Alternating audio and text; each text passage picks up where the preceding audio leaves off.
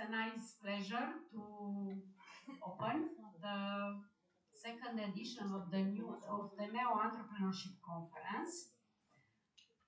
Dear guests, estimated colleagues, researchers, entrepreneurs, students, and friends.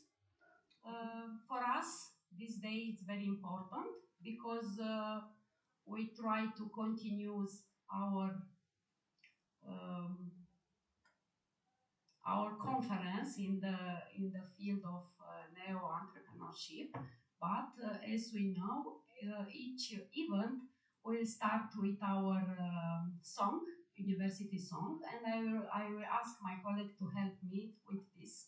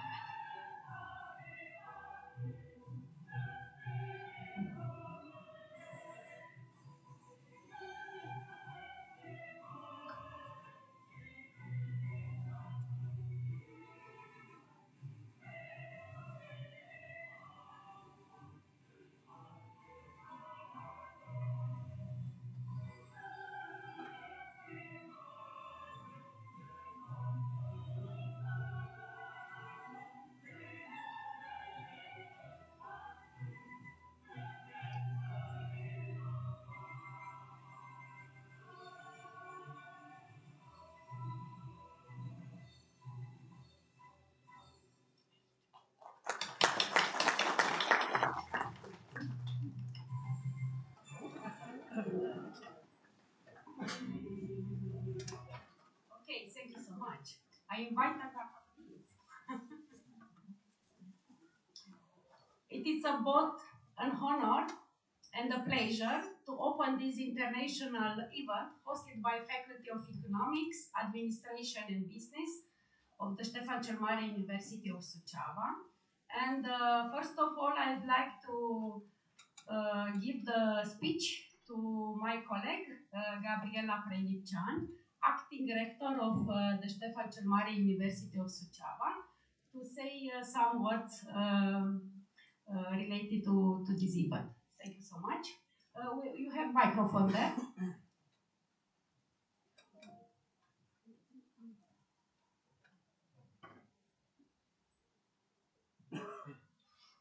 Hello, everyone.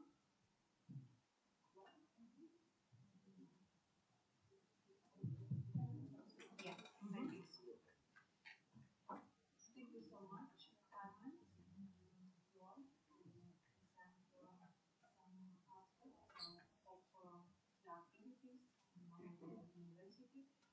You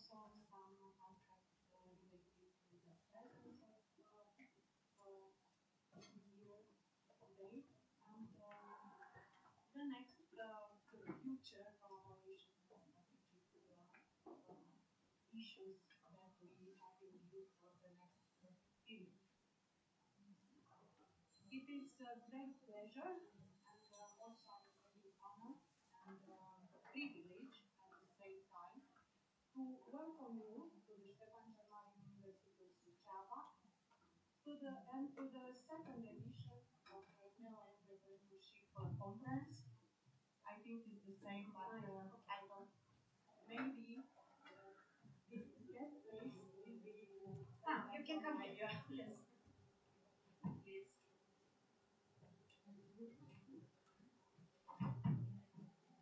You are here, better here, because I have a problem with my hands and with the microphone.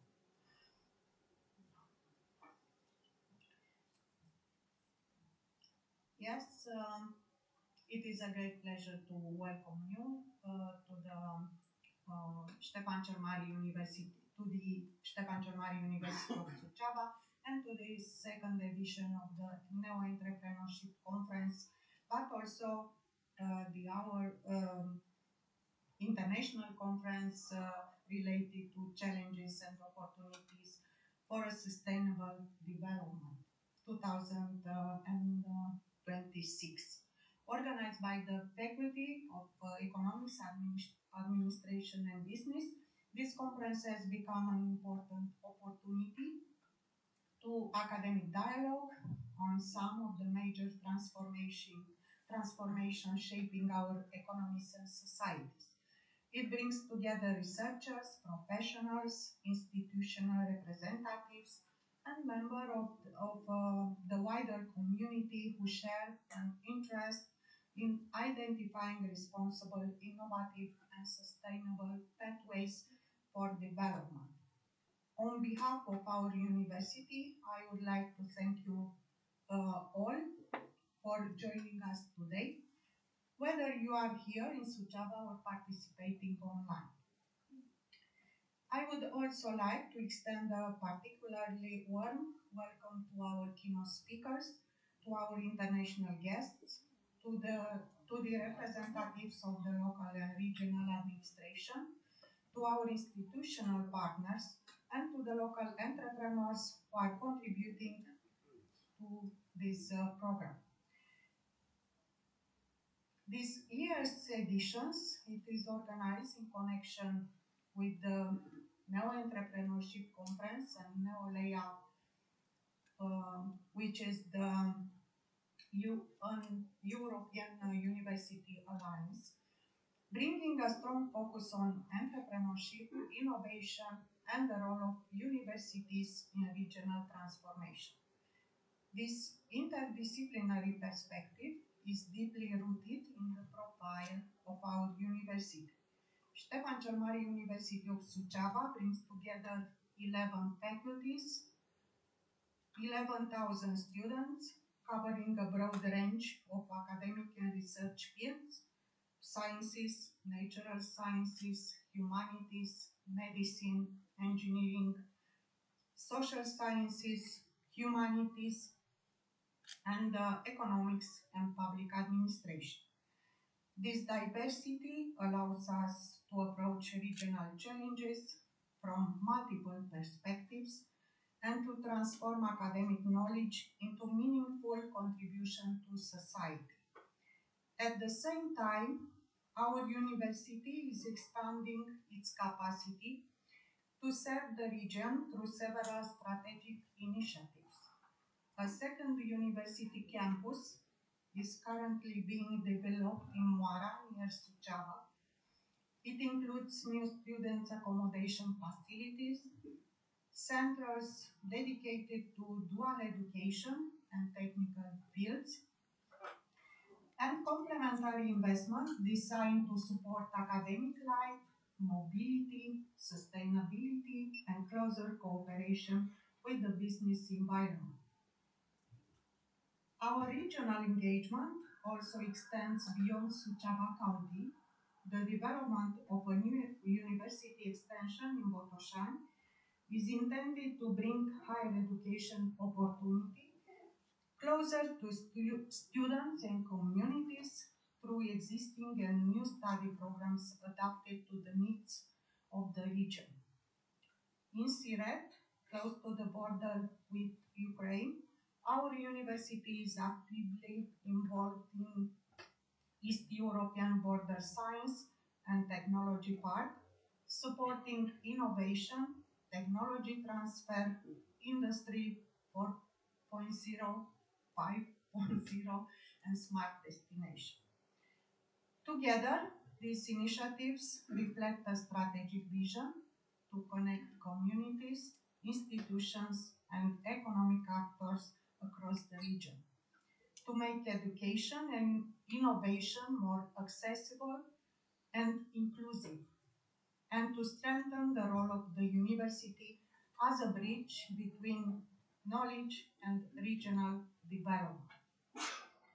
Our commitment to international cooperation is also strengthened by the participation of Ștefan cel Mare University of Suceava in the NEO European University Alliance. Through this alliance, we work alongside 9 partner universities from across Europe to promote academic collaboration and innovation, inclusion, and regional development. We are very pleased to welcome colleagues from Neolea Partner Institution among our guests and contributors. Their presence illustrates the value of the European University Alliances as living communities, not only formal structure, but genuine spaces for dialogue, mobility, and the development of new ideas and joint initiatives. At the same time, this conference invites us to look beyond the university campus. The presentation of local best practices and the study trip dedicated to regional entrepreneurs provide valuable opportunities to discover initiatives rooted in the economic, social, and cultural landscapes of Bukovina. They remind us that the impact of universities should also be visible and in the communities that surround them.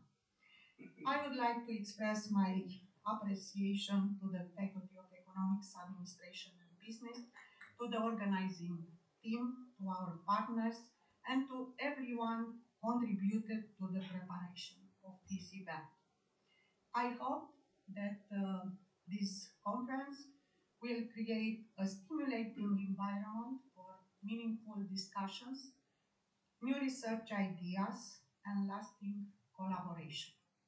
I wish you a productive conference, inspiring exchanges, and a pleasant stay in Suceava, and welcome to our university. Welcome to Bukovina. Thank you.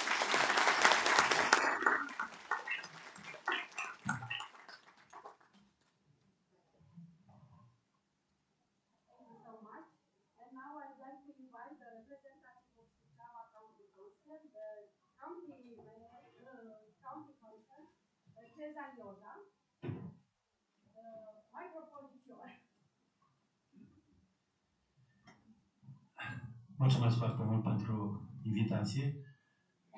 Bună dimineața tuturor! Suntem extrem de bucuroși și onorați pentru invitația pe care am primit-o. Vă felicit pentru modul exemplar în care ați organizat această conferință.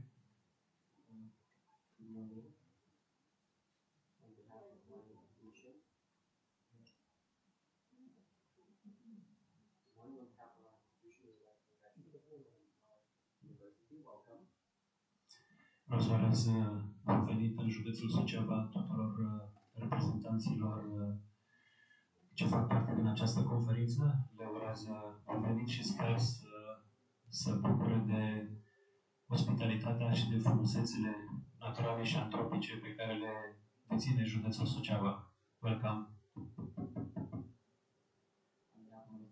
Welcome to Bukovina. I hope you will enjoy the hospitality of our people, and we hope you will have a wonderful time here in Domnul președinte al Consiliului Județean, domnul Gheorghe și-a dorit foarte mult să fie prezent la această conferință, dar, din păcate, din punct de vedere politic și administrativ, sunt momente neclare și a fost nevoit să plece la București, dar vă transmite din tot sufletul felicitări. Vă transmite acea dorință de colaborare, pentru că, în opinia noastră, Universitatea Ștefan cel Mare este unul dintre pilonii de bază pe care ne bazăm pentru dezvoltarea județului Suceava. Because of the current political situation, the president of the county council, Gheorghe Șoldan, is not here physically. He had to leave for Bucharest. However, he would like to extend towards you his desire for collaboration and cooperation. Județul Suceava, din păcate, din punct de vedere economic și social, nu traversează cea mai bună perioadă, suntem conștienți de lucrul acesta și antreprenoriatul reprezintă una dintre prioritățile de grad zero asupra care vrem să ne îndreptăm, vrem să sprijinim mediul antreprenorial, pentru că suntem conștienți că este singurul care aduce valoare adăugată. Currently, the county of Suceava is not in its best shape economically, which is why we want to support entrepreneurship, because it's one of the most important elements that can bring added value to the economic development of the country. Principala noastră preocupare este rezolvarea problemelor de infrastructură cu care se confruntă județul Suceava și, pe scurt, așa vreau să vă informez ceea ce facem noi de la preluarea mandatului. Deci am rezolvat problema infrastructurii mari, autostrada 7 deja are finanțare și cât de repede să semnează ordinea de începere a lucrărilor de la Pașcani la Suceava și de la Suceava la Siret. Ever since we won the elections, infrastructure has been one of our main priorities, and we believe we have solved the issue of the large infrastructure. For example, motorway A7, we have secured financing for it, and work will be underway. O mare problemă pe care o are județul Suceava e acel blocaj de la Gura Pomorului în perioada de sezon și acolo domnul președinte Gheorghe Șoldan a reușit să rezolve problema. Avem finanțarea, deja suntem în fază de licitație, avem finanțarea obținută pentru varianta încălitoare de la Gura Pomorului. One of the key elements is the infrastructure part near Gura Pomorului, which becomes very crowded during high tourism season. We have already put the contract out to tender, and we have secured financing for that part. Și un alt aspect extrem de important pentru județul Suceava reprezintă aeroportul Ștefan cel Mare, unde în momentul de față se desfășoară 7 proiecte cu finanțare europeană. Cel mai important, dacă vreți din punctul meu de vedere, este construirea unui nou terminal. Dacă în momentul de față actualul terminal are undeva de 3.300 de metri suprafață construită, vom face unul acum de 11.000 de metri pătrați, ceea ce va contribui, din punctul nostru de vedere, cu adevărat la atragerea de turiști și, bineînțeles, de investitori, pentru că, din păcate, județul Suceava, în momentul de față, atrage doar 0,5% din totalul investițiilor străine directe, ceea ce este foarte puțin și, odată ce rezolvăm aceste probleme, sunt convins că și investitorii, atât locali cât și cei externi, vor veni către Suceava, pentru că dezvoltare fără investiții, din păcate, nu se poate. Another important key element is the airport in Suceava. There is a major construction there. We have 7 projects in development. One of the most important ones is the building of a larger terminal, which will be around 11,000 square meters, far larger than the others that have already been built. Because foreign investment, we attract only 0.5% of the total amount of foreign investments, and we believe the development of the airport will help us, because without entrepreneurship, there can be no proper economic development. Județul Suceava, în ceea ce privește resursele naturale, antropice, e una dintre cele mai bogate județe din țară, dar, din păcate, din punctul nostru de vedere, nu sunt puse în valoare. Suceava County is one of the richest county in resources. However, we believe they are not sufficiently exploited. Mulțumim Universității Ștefan cel Mare pentru că, pe lângă resursele naturale, economice, avem nevoie și de resurse umane, o resursă umană bine pregătită și mulțumim și felicităm în același timp Universitatea Ștefan cel Mare pentru că este principalul furnizor de oameni bine pregătiți și de aceea este unul dintre principalii noștri colaboratori.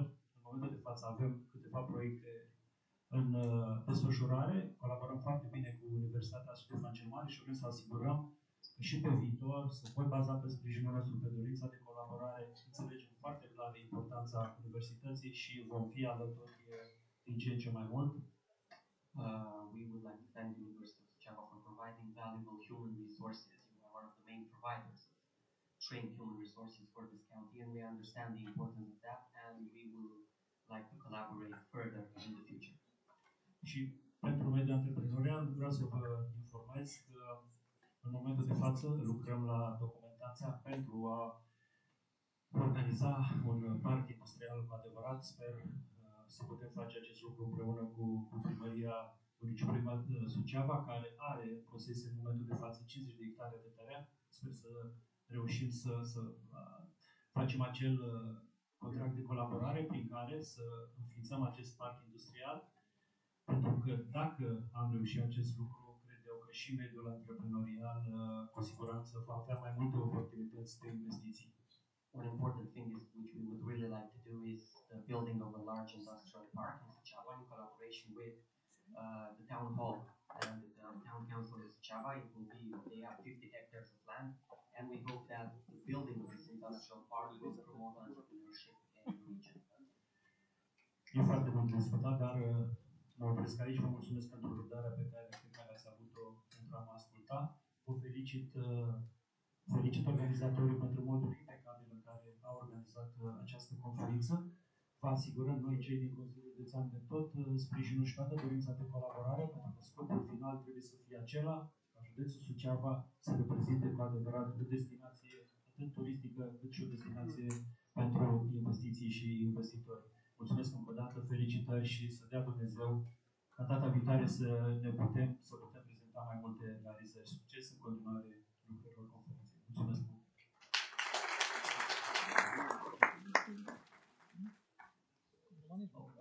There will be a lot more to talk about that, but I would like to congratulate you all for coming here. Congratulations to the university. Thank you for having the patience to listen to me. And I stand by my last statement. The County Council of Suceava has one clear goal. We need to make the County of Suceava a tourist destination, an economic destination, a proper destination in our country. Thank you. Thank you so much. Thank you so much. And now we go to the primary, to the majority, representative of majority, and I will invite Alexandru Covașă, the personal counselor of majority. Thank you. I'll speak here, okay? Bună ziua și mă bucur foarte mult că astăzi mă pot vedea din această poziție cu fiecare dintre voi și trebuie, înainte de a-i da cuvântul domnului profesor să traducă, să felicit în primul rând organizarea acestei conferințe, dar dincolo de organizare, ideea unei astfel de conferințe. Hello everybody. Before I would like to start, I would like to congratulate the organizers of this conference for the way in which you properly preserved this, and I really like the idea of this collaboration and of this conference. Voi veni cu un mesaj foarte clar al administrației locale, a domnului Vasile Râmbu, pentru ceea ce înseamnă dezvoltarea antreprenoriatului, dar și a mediului universitar în municipiul Suceava, pentru că, luând exemple de la centre universitare mult mai mari, ne dăm seama că, odată cu atragerea unui număr mai mare de studenți și oferirea unui mediu propice de dezvoltare, automat și orașul, municipiul Suceava se poate dezvolta mult mai bine. I would like to bring a message from the local administration as the representative of Mayor Râmbu.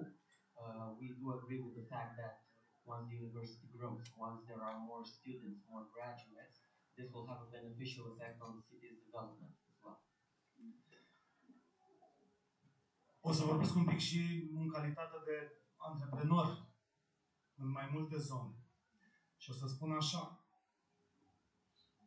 Actuala administrație este la început de drum, însă se fac niște schimbări care să ajute mediul antreprenorial.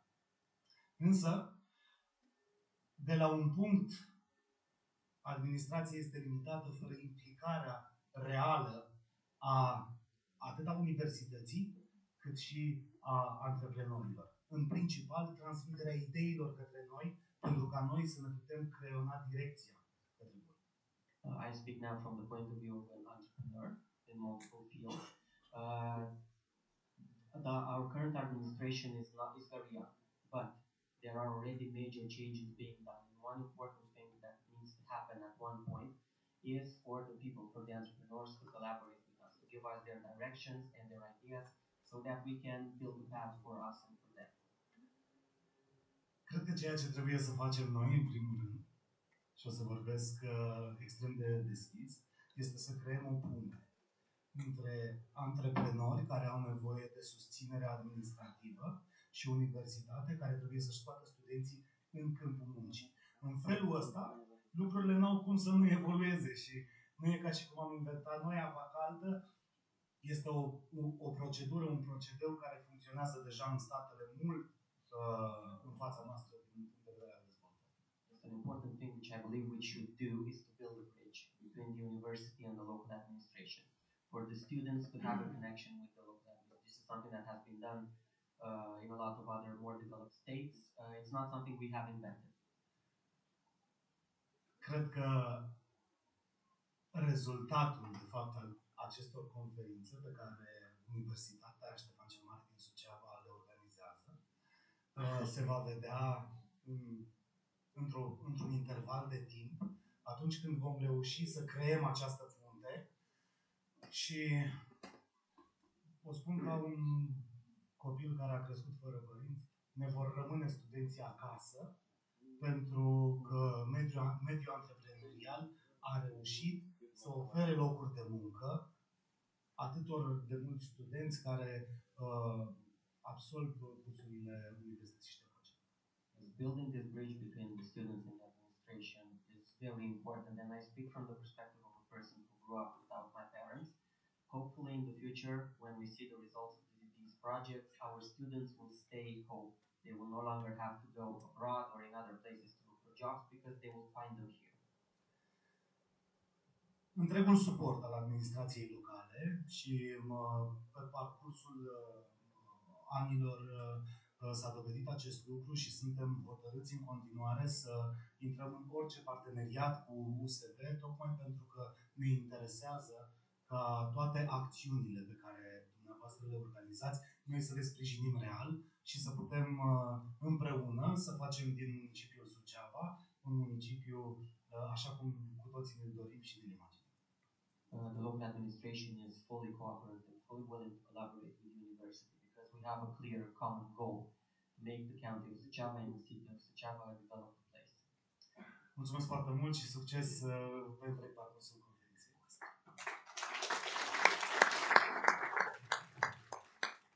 Thank you so much. And now we'll go in the region. I'd like to introduce the representative for Northeast Regional Agency, Agata Filimon. And we are very proud with the collaboration with ADR Northeast. Thank you very much for speaking this one.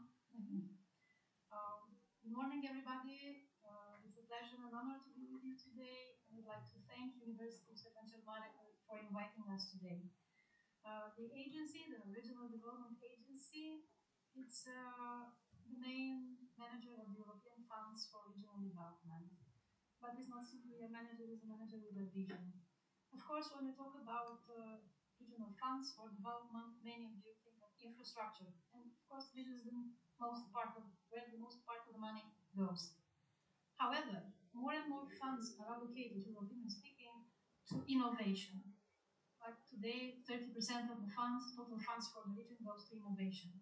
And I must say that it's not very pleasant for me to say that, but Northeast Romania is not an innovative region necessarily. We are an emergent innovator. Of course, there are peaks of innovation, but we do not have a culture of innovation. A culture of innovation takes generations to be formed. And this is where universities intervene, and this is where we work with universities in the region. You know, we like to fly like eagles, and we like to fly with the eagles, because in nowadays competition, global competition, unless you're innovative and you do things differently, you do not have a chance to survive on the market. and do not have a chance to survive in the world. So to fly like the eagle, eagles when they are little, they are in the nest, and they need a little push out of the nest, but they need also a cushion. They need watchful eyes to prepare them to fly and to help them make their first flies. And this is what academia, alma mater, has a role in encouraging all students all along the way. And here we'd like to thank the universities for all the entrepreneurship initiatives they have, because indeed innovation is a risky business, entrepreneurship is a risky business, but risk propensity is something that is taught. It requires more than courage, it requires knowledge. And we'd like to thank you again for these initiatives.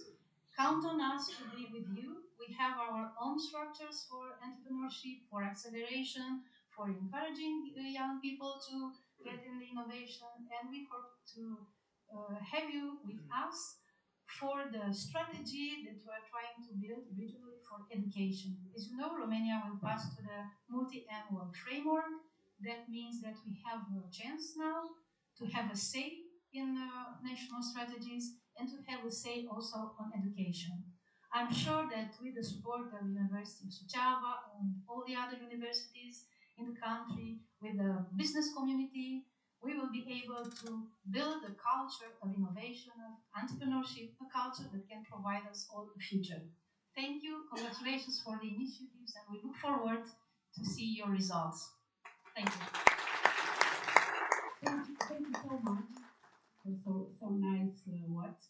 And I'd like to introduce our traditional partner, Chamber of Commerce and Industry, and David Georgiou, the executive president of the Chamber of Commerce and Industry. Dear guest, welcome in Suceava. First of all, thank you for invitation, Mr. Professor. The Chamber of Commerce and the Industry has consistently supported the promotion of entrepreneurship and business relation, being in direct contact with the business environment.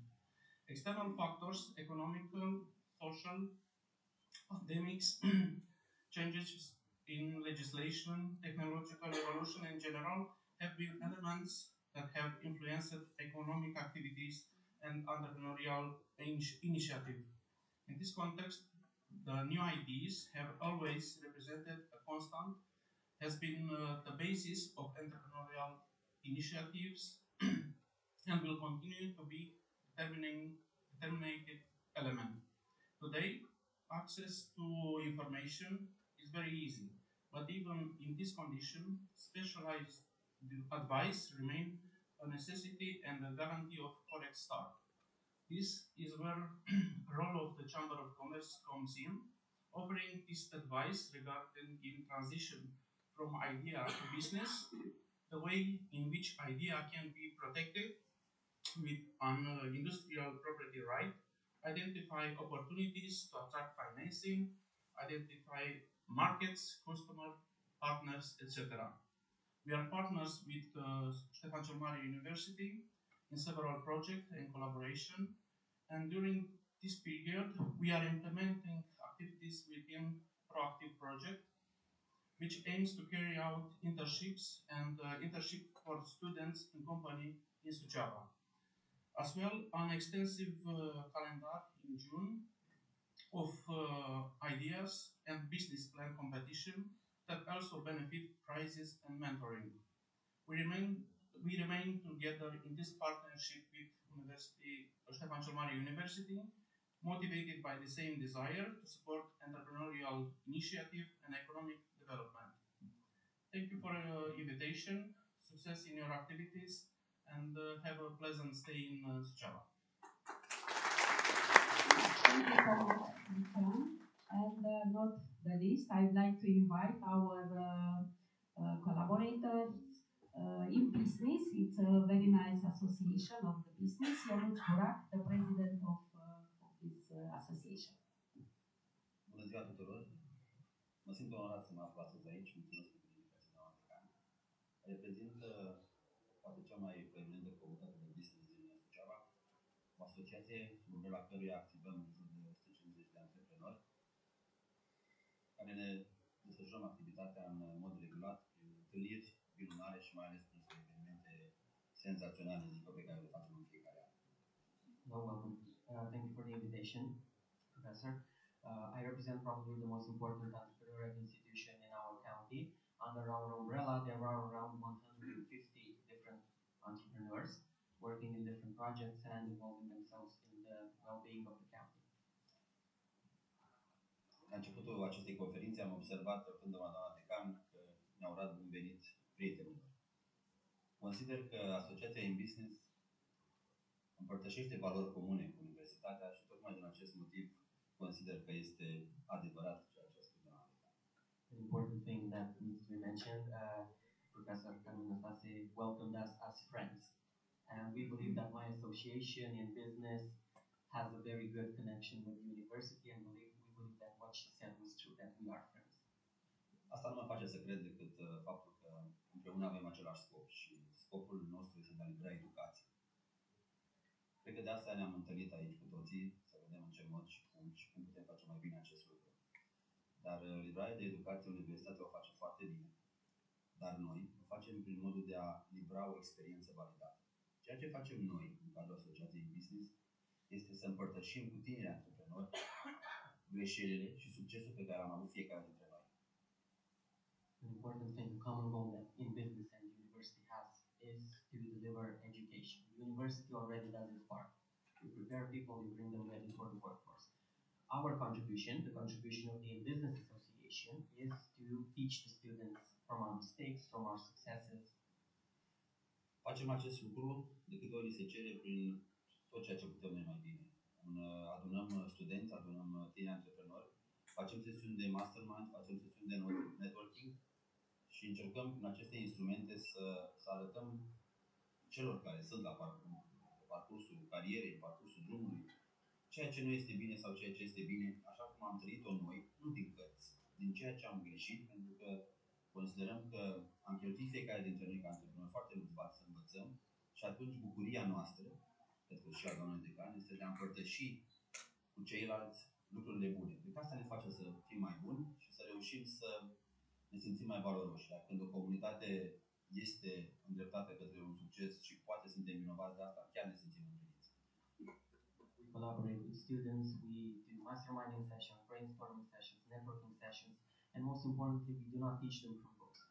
We teach them from our own experience. What went okay for us, what went wrong. Because we have invested a large amount of money in our own development and we would like to pass that to the younger generation. And when this collaboration happens, there are positive effects for everybody. Vom rămâne mereu aproape de universitate. Felicităm încă o dată inițiativa, cum au spus și antevorbitorii mei. Felicitări, doamne decan, felicitări universității. Suntem mereu acolo, lângă dumneavoastră, așa cum a spus și la început, prieteni. Vom fi prieteni în continuare. Mulțumesc!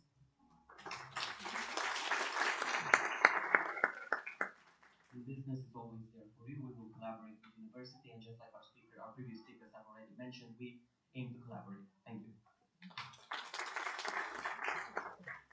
Thank you so much to all the speakers. And yes, the NEO Entrepreneurship Conference is proudly organized under umbrella of NEO-LEA European University Alliance within the framework of Working Package 6 Entrepreneurship, a strategic initiative dedicated to fostering entrepreneurial mindset, innovation, sustainable of ecosystem, and empowering future generation.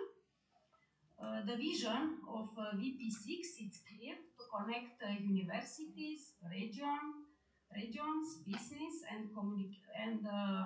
communities in a collaborative effort and transform knowledge into action and ideas into meaningful impact. Through entrepreneurship education, international cooperation, innovation challenges, mentoring activities, and startup support initiatives, NEO-LEA seeks to cultivate the capabilities needed for the society of tomorrow. We started already 2 days ago with the International Week. We continued yesterday with our VP6 meeting, and I'd like to say hello to our VP6 delegates from all the 9 universities. Part of them was in online. But also we continue today with this plenary session and in the afternoon with different panels in different domain. This year, edition of the NEO Entrepreneurship Conference has attracted an impressive international participation and bringing together academics, researchers, entrepreneurs, policymakers, students, and innovation practitioners from across Europe and beyond. We are honored to welcome to our guests and contributors from different universities from Romania, near from Suceava, but also from Bucharest, Timișoara, and so on, but also from collaborators from France, Sweden, Spain, Germany, Lithuania, Italy, Czech Republic, Cyprus, Malta, Ukraine, Republic of Moldavia, Finland, Albania, Indonesia, Canada, at most that 11 countries. The conference program includes more than 70 scientific contributions distributed across 4 thematic tracks dedicated to entrepreneurial universities, sustainable regional development, digital transformation and artificial intelligence, as well as sustainable tourism and cultural heritage. The diversity of perspectives and expertise reflect the growing relevance of neo-entrepreneurship as a catalyst for innovation, resilience, and sustainable development. I would also like to emphasize the importance of local context. Bucovina has always place of creativity, resilience, and entrepreneurship through the field visit and interactions with local entrepreneurs included in our program. Participants will have the opportunity to experience how entrepreneurial initiatives can contribute to regional growth with preserving cultural identity and promotion sustainable development. As we began this conference, let us embrace curiosity, openness, and collaboration. Let us challenge assumption, explore new ideas, and build partnership that will continue long after this day in Suceava. On behalf of the organizing committee of the Faculty of Economics, Administration and Business and the Neolea VP6 entrepreneurship team, I would like to thanks to all the participants, speakers, partners, and supporters for contributing to the success of this event. Thank you, and I officially declare this conference open. And I have a motto: together, let's us shape the future of entrepreneurship through innovation, collaboration, and impact. Thank you so much.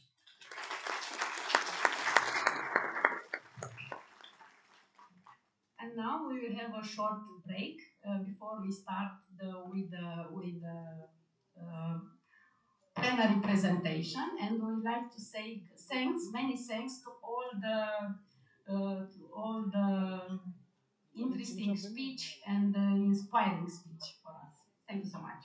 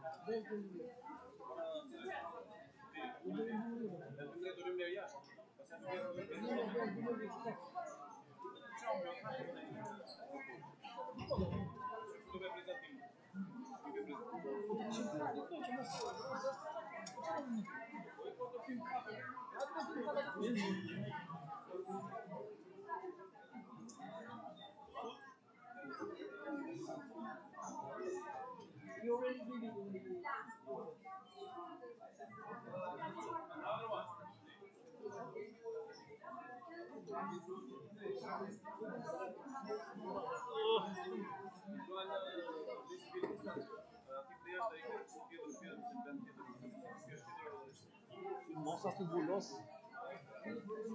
Orgulhoso.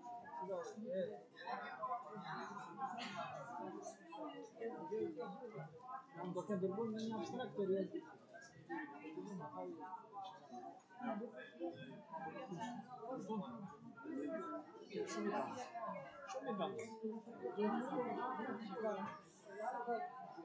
serios.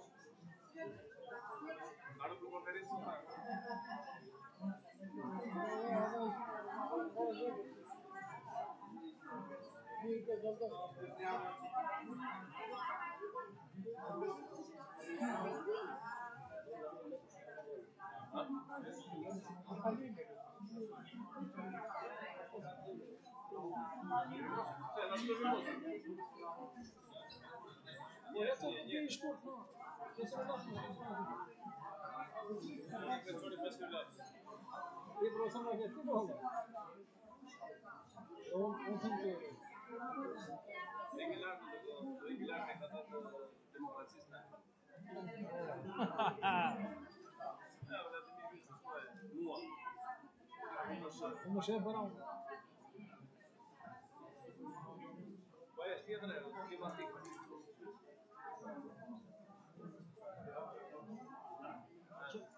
ce nu informul.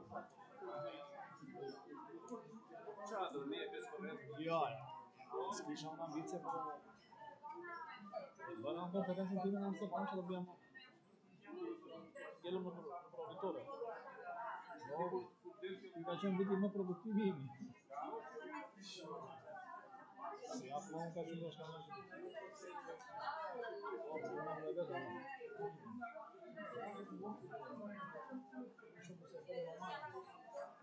Non trovo video scu.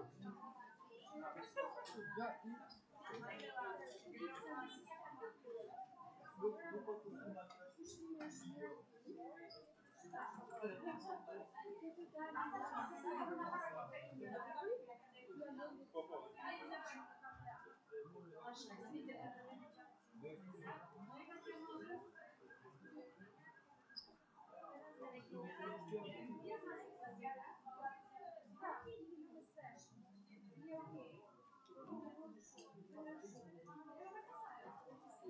Agriculture is a public institution under the authority of the Ministry of Agriculture. Vamos. Our motivation, Puta-lectão. and as margins of the economy. As active hubs, deeply rooted in tradition and capable of offering sustainable solutions. Perché il nostro climate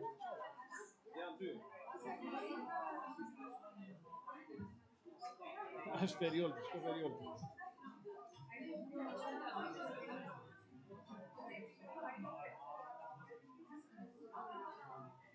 Sabe o que me dá milho?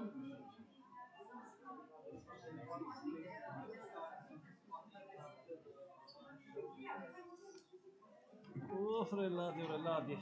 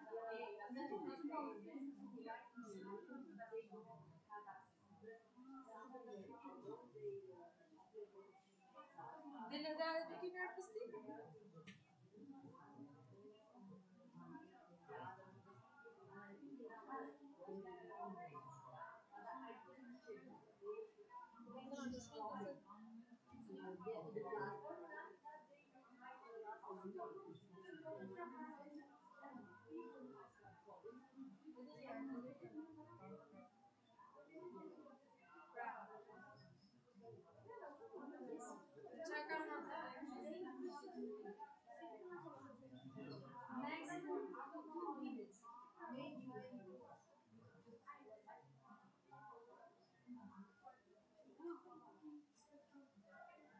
Signature day la tua, poi tu che vai a signature?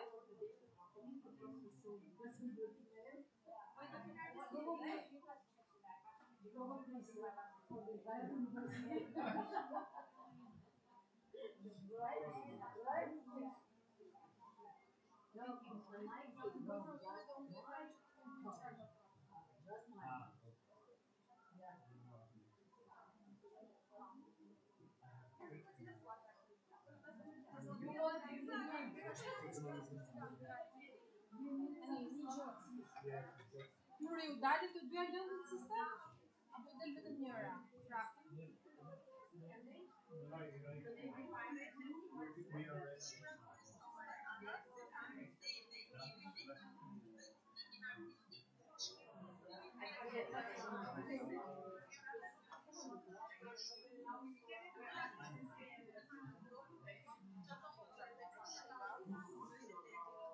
Pra e di se shplani.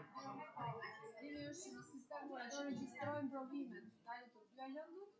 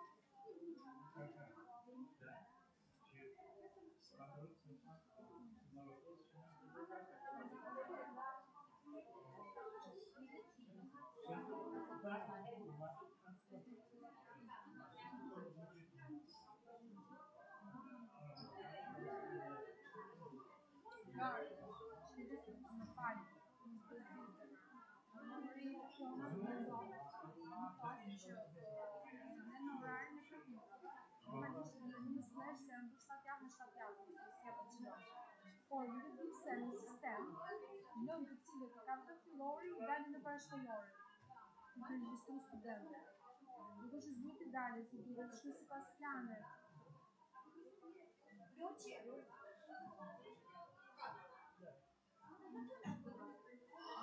Vječno je vam. Deri ka shkru ka vëmë në slash.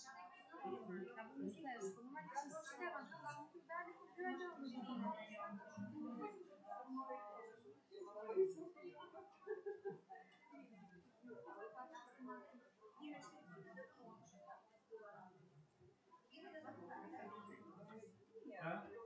Kompleksa është në të regjistrimin të lëndit që nuk të pasë të gjatë.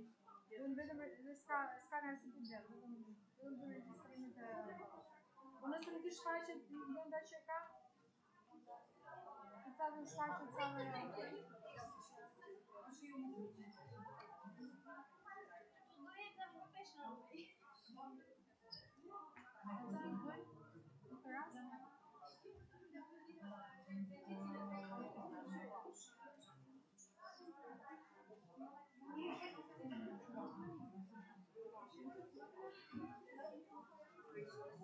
Ja kam shpjeguar.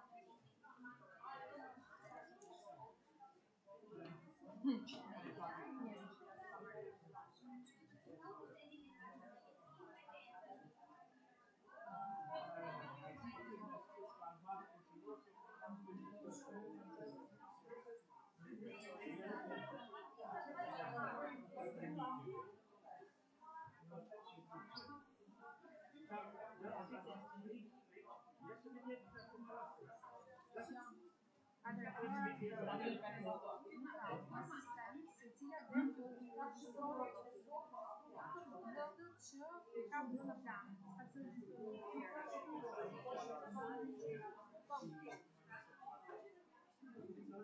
Защото vedem atunci ca la plan, practic. Ce se scrisoare ca scrive, noi giustamente nu știm, care este locația noastră.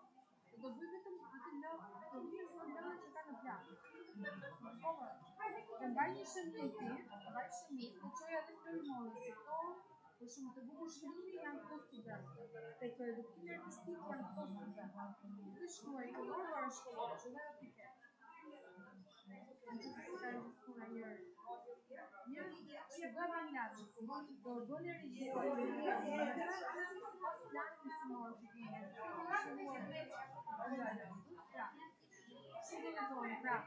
Istorie geografie, castelo para școală. La istorie de colore, registrăm în Bucovina,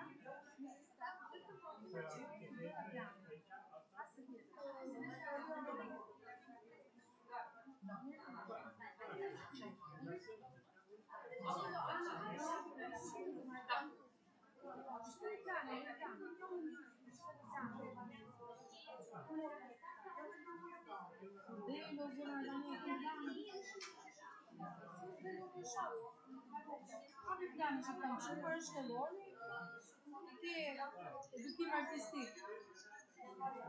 Și nu te faci. Elena Maziadea. E gudei să përvete edhe edukimin artistik. Viti 3 para shkollore, kurse fillori ka bukur shkrim, Elena Maziadea. Viti 3. Nuk ka, zëma, nuk e lidit shorare dhe shumë lëndët e viti 3 në shkrim. Plani shqip lëndët Fationat në në gjohë, zëma e lerti, ato I kanë lëndët e viti 3 shqip, e të shumë të në plani shumë shumë të viti 3. Shumë e përlohen për për shkollore, se viti 2 ka bëndë të viti 3.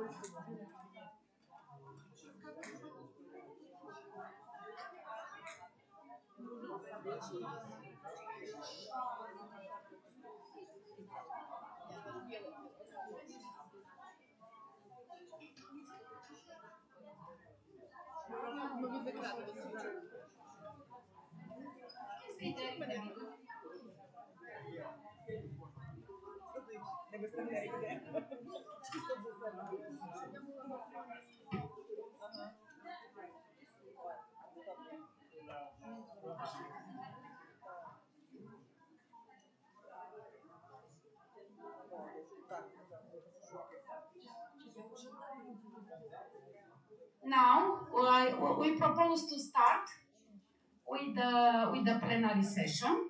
We have three guest speakers because we have the first one on the opening of International Week. It was the Dean of Faculty of Education from Indonesia. And now we'll go on, but before that, I would like to introduce our colleague, Ilash Constantin. I don't present in the previews, but it's our colleague, and our colleague will moderate the next part of the session. Thank you so much, Constantin, and like to thanks to our guest speaker for this speech, for today's speech. Thanks so much.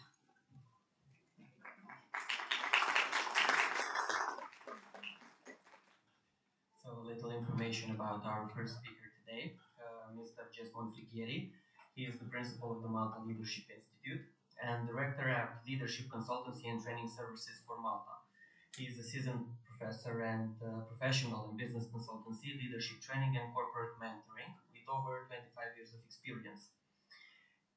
He is the Director of Leadership Consultancies and Training Services, abbreviated LCTS, and the principal of the Malta Leadership Institute. He holds an MBA from the University of Leicester and an MA from the University of East London. Mr. Flighieri combines corporate strategy with systemic psychology to empower organizations.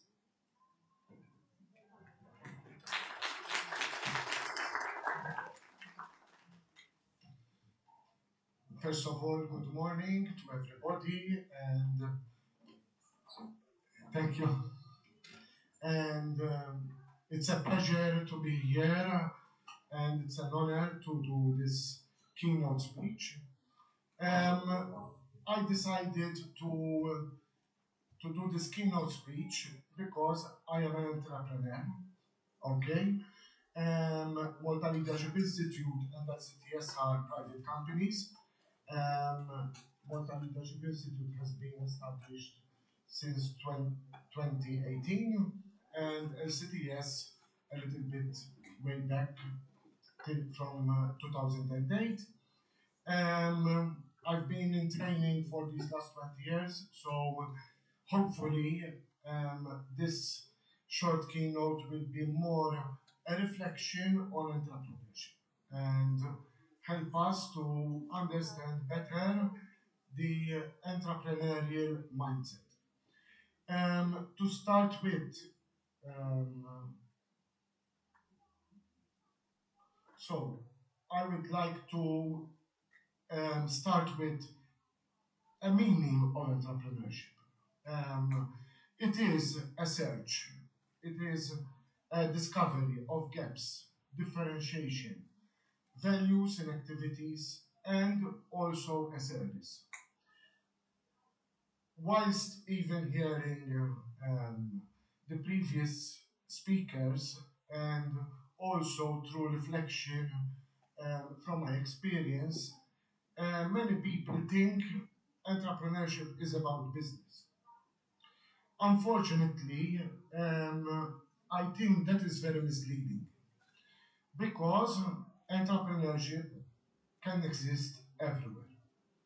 We can have an entrepreneurial mind even at university, okay? One of our visits, which in our first day, was to the molecular genetic lab, and there you can see the entrepreneurial mind of scientists. Okay, so entrepreneurship is about thinking of gaps, thinking of finding solutions. And in order that we have solutions, I think one of the most critical aspects of the innovative mind is that being observant. Being observant, it doesn't mean you're thinking with your mind necessarily, but you're feeling. It comes from the gut.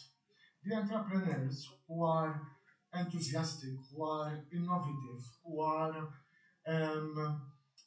who developed even businesses today may be big businesses or have found solutions in medicine, in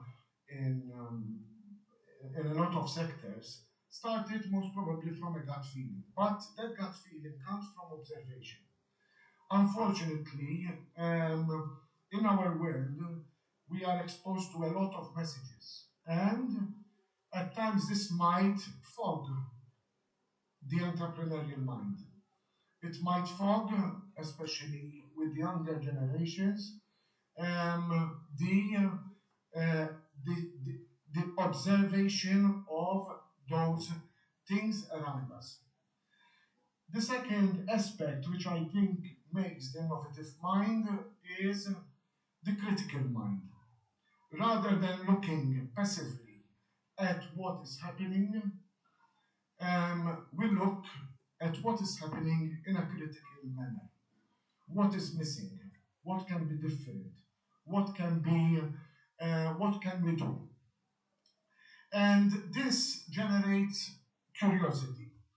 Curiosity is very important in the entrepreneurial mindset.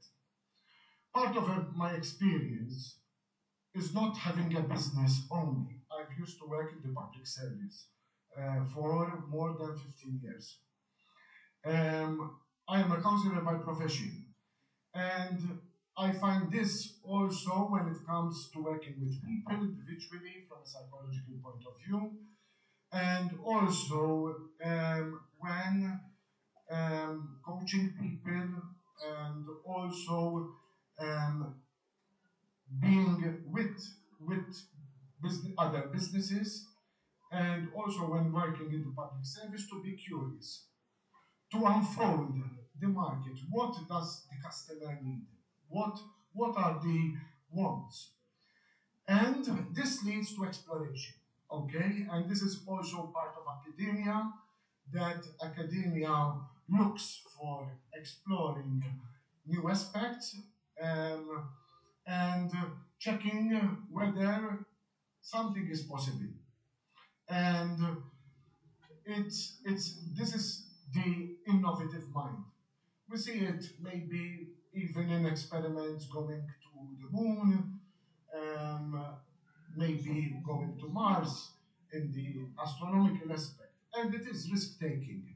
Something that it was mentioned this morning, I think one of the entrepreneurial aspects is this curiosity, but you have to take a risk. It's a leap in the dark at times. It's a leap of the unknown. And it's not always easy, okay, to begin something. So the entrepreneurial mindset identifies the problem, what is the pain.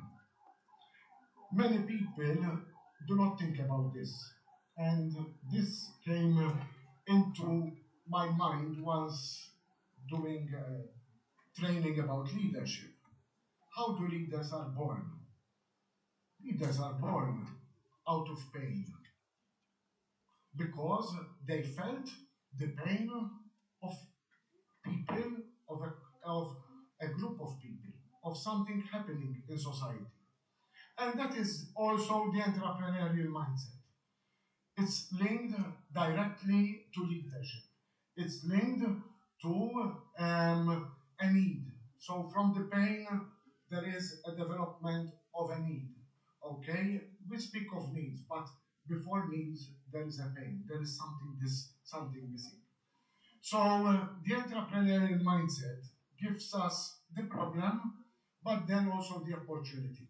Most leaders look for that opportunity, but the entrepreneur, now comes to the entrepreneur, is the ability to implement, to make that happen. So from opportunity, it creates value, but then the entrepreneur is able to create action. And I think this leap between the opportunity and the action, most of the time, is the most difficult. Why? Because the action needs funding, needs support, needs needs people, human resources, needs knowledge, needs skills. So the entrepreneurial aspect from the opportunity to turn it into action needs a lot of work. And here it comes to the resilience, apart from the curiosity, the resilience and the disciplined experimentation of the entrepreneur. So the action leads to something concrete. And it's not only the idea, but the idea to action. And so from the idea, we go to the enterprise. Okay? Now, the enterprise could be within a project. So it doesn't mean a business in itself. Okay? Most universities apply for project funding. That is an enterprise. An enterprise doesn't mean only a business. It's something that we do, and it is full of being energetic. So it's the discovery, it's the design, you test, you launch, and you grow. And this process is not always linear. Linear, it means as a cause and effect. At times you need to go back to the design. You need to recheck. You need to retest. You need to maybe relaunch. Many people think that being an entrepreneur is something straightforward. Not at all. This is where we become also systemic, maybe thinking in a way that we're building a system. And the system, all parts affect to make a whole. So feedback is very important to improve the idea. And this innovative and entrepreneurial mindset actually helps the idea grow and the action become something concrete. So one of the biggest issues is the opportunity recognition.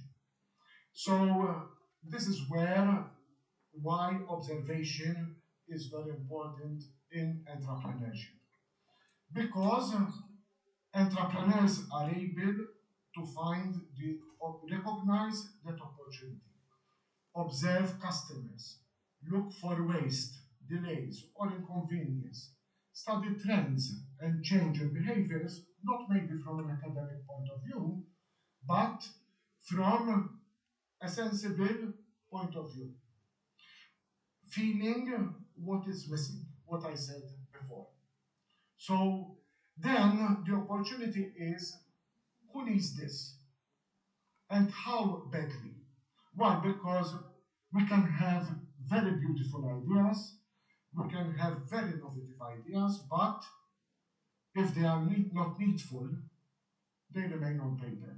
They are not used. So the entrepreneur looks for reaching out, connecting to people. Okay? This is like when you go in a shop and there are a clothes shop and there are a lot of clothes. You have the salesperson, you're looking around, and practically that salesperson remains passive. What happens? Most probably, if there is nothing that you like, you will not buy anything. Okay?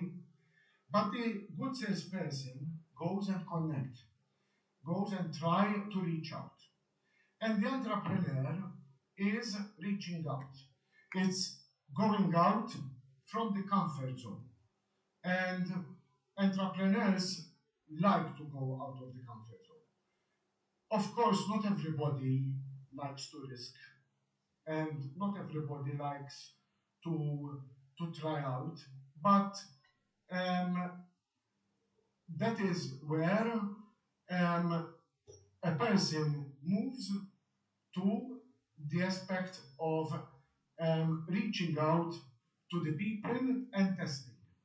And this is where the innovation comes. Innovation can be in the mind, but the innovation without feedback does not exist. And the creativity is a relationship with what is happening around us.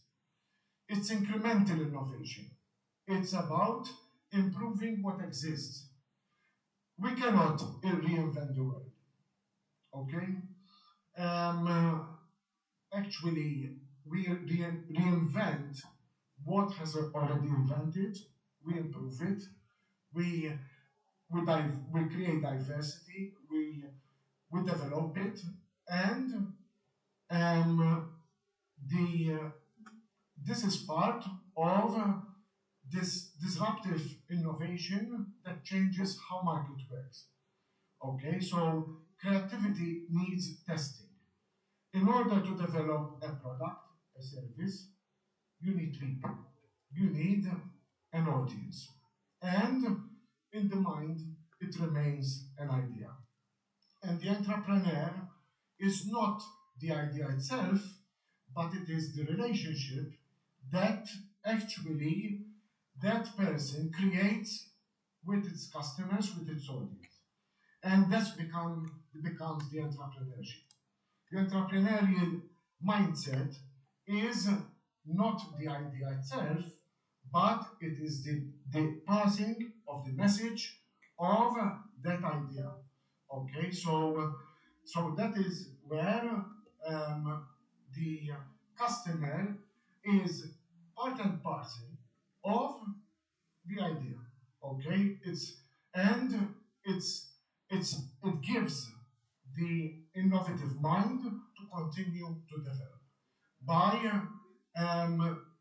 answering questions, by looking for patterns, by defining needs, wants, and behavior.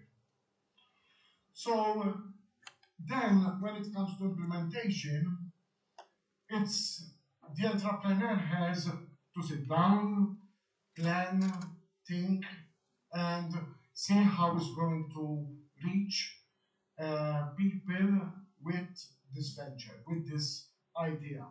So, who do we serve? And ask questions. Why will they choose it or choose us? And this is the value, okay, of what we're proposing. The channels. How do we reach people? How do we make? Because then it comes to business, okay? How to make this sustainable, okay? How will money come in? What are the key resources? Who are the key partners? Some projects need to be in collaboration. Some ideas need to develop in not with one person, but with a group of people. And the business models help the entrepreneur. Now it could be even within not the business itself, but even in research, by actually reaching out to people. And in order to make, and we see this, for instance, in the funding, okay, like Horizon Europe, okay, so this is the process most of the time when what proposes to new research, to new product development, etc. So there is primary research, secondary research, analyze the market, and use of evidence to refine the idea. And this will make a final idea based on evidence, based on something that people will like, people will take with them, people will enhance. And when it comes to entrepreneurs, they look also at competition. So what's happening in the market? Where is my idea? Where does my idea position itself? And entrepreneurs must explain why their offer is different or better. And what does it give as added value? As something that gives people improvement, gives people something that they can take with them. As part of the entrepreneurial mindset, one has to see also financing. Why? Because in order to finance a project, one has to also see the funding, the startup costs, the operating costs. Maybe these are the most aspects that one has to, which are material to make that idea happen. But apart from that, there is the psychological aspect, which is the most difficult in entrepreneurship. Is the risk, okay? Is the resilience. Why? Because experiments fail. And if you lose hope when something has failed, so you stop. So the entrepreneur within himself continues to bounce back, learn from setbacks, adapt quickly. I say this to students. One of the most beautiful and the beautiful things that human beings have, which none of the other living beings on earth have, is that the human being is able to adapt. To adapt much more than anything else. Adapt physically, adapt mentally, adapt to new situations, and this is what makes us today. Why we are here today listening, because as humans, we are able to adapt. Before, till 5 years ago, most people didn't know, even myself, or maybe we were not conscious about AI. But today we're trying to adapt to AI. Why? Because we are that creature that is able to reinvent itself. And this is part of the entrepreneurial mindset. However, the entrepreneur has to see also the ethical aspect. So, the ethical aspect is about transparency, about fairness, it's building trust, it is doing what he's doing with correctness. And this is very important. Why? Because we can find shortcuts to get to certain solutions, and which might not be ethical. And the entrepreneur has to have this ethical stance of correctness. Compliance. So also the entrepreneur has to take care that there are regulations. We don't operate in a vacuum. And when you don't operate in a vacuum, it means you have to operate within regulations and learn how to adapt even to those regulations. So practically, the entrepreneurial mind has then to sell the idea. And practically, this is where this starts to become material. The idea becomes to form and becomes visible. Okay? And it's part of the entrepreneurial skill to know how to sell it, to present it. Why? Because it is part of that person. And this is by using the right channels, marketing channels, creating the brand, using also a measure of awareness, inquiries, and conversion. We need to convert people. We need to persuade people. Okay, so that's part of the and the entrepreneurial pitch is about looking understanding how he will pitch the solution to people's problems. At times, you don't need to mention the problem itself. It's the solution, people get it on their own. Why? Because they find that it solves their gap. So that maybe this is not new, but and looks nice and looks very, very straightforward. However, when we are in building up the entrepreneurial idea, at times this is where maybe even in universities, within the academia, we need to encourage students, we need to push students not to lose hope, not to feel maybe down because something did not work, but because that is normal. That is part of the entrepreneurial mindset. And I would like to conclude with, even in the context of this, that we are doing this keynote in a university, what should be the entrepreneur's competencies? So, in order to be a competent entrepreneur, you need a lot of skills, which might not be explicit, they might be there, some of them might need to be developed, some of them might be natural in some people, okay? So there is the knowledge aspect. To be entrepreneurial, you need to know, to be knowledgeable about not only the subject matter, but also about the business, how to make it into a business, how to make it something that it can work. And I will not go through all of these, but this is where I think we can be innovative. The skills, entrepreneurs have skills, and one of the most important skills is creativity. It's thinking out of the box. It's thinking not in the same way.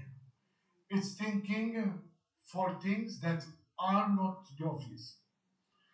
And finally, the entrepreneur, to reach out to people, has to have a number of attitudes, which we mentioned some of them, but I think one of the most beautiful aspects of entrepreneurs is the energy. Energy of positivity, energy of hope, energy that they are able to reach out their vision. And entrepreneurs have vision too, and they are determined to get to their vision in a practical way. Thank you for listening to my speech.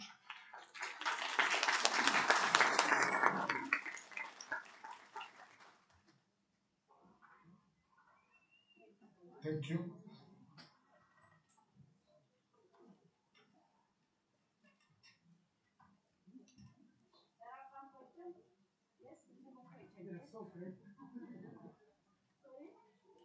The question we also can be addressed in Romanian. We have Constantin here. Constantin, yes.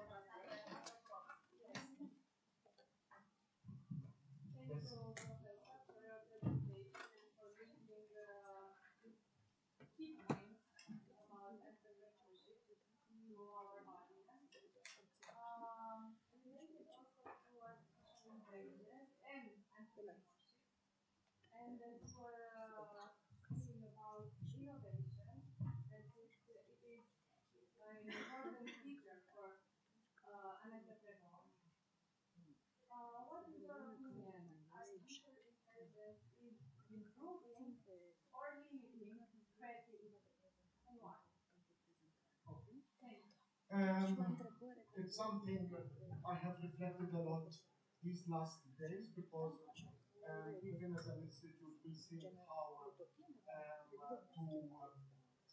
to transmit a message about AI and how does this can help students, but on the other hand, does not limit their creativity. And I think artificial intelligence is a very useful tool because it makes us more efficient. It helps us to, if I compare when I studied at university in 1990, you need to go to the library. There are 3,000 books, 4,000 books. You go in the corridors between the shelves, and of course you're missing a lot of things. And AI, I think, gives us the possibility to explore a lot of information in a very short time, and it helps us to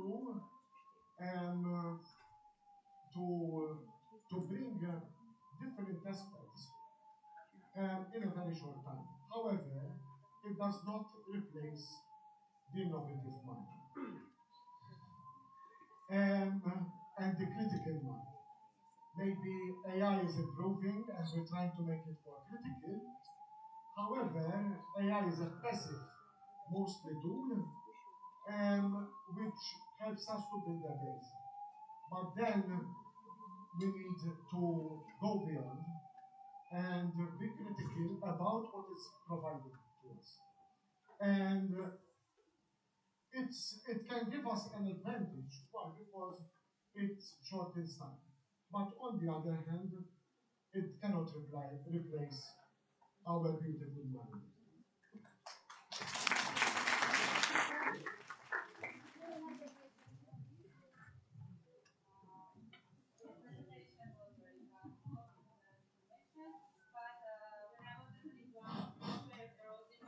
And you talk about the entrepreneurial mindset and what are limitations.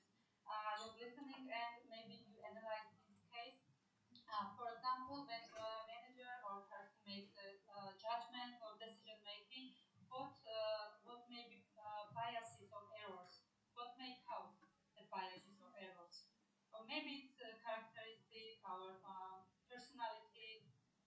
What's your idea about it? I'm not sure if I understood you. Okay, what are entrepreneurial limitations in the mindset? Okay. And thank you. I think entrepreneurs entrepreneurs move more to go to the side of leaders rather than managers. Okay, I don't want to go into leadership and management, but managers are given a position and they manage an operation, but they might not have enough leadership skills.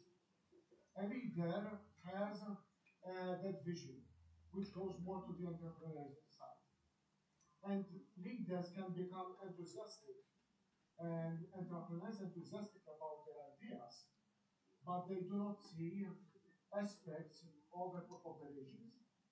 So let's put it between inverted commas. The good entrepreneur actually would have a balance from going to the leadership aspect and enthusiasm and energy of implementing an idea, and then looking at the realistic aspect of the operation. Okay, so there are both sides of it. And the right entrepreneur would know how to switch from one to another. I don't know if so. The limitation of an entrepreneur might be that he can be lost into his own idea, and though he might think that it is reaching people, it's not reaching people, and that might maybe a failure. Overconfidence, it could be enthusiasm, it could be too much energy about it, and not listening. So part of observation is listening. And I think the good entrepreneur has to listen, to observe, and observe also feedback. It's part of the feedback loop. Okay, thank you.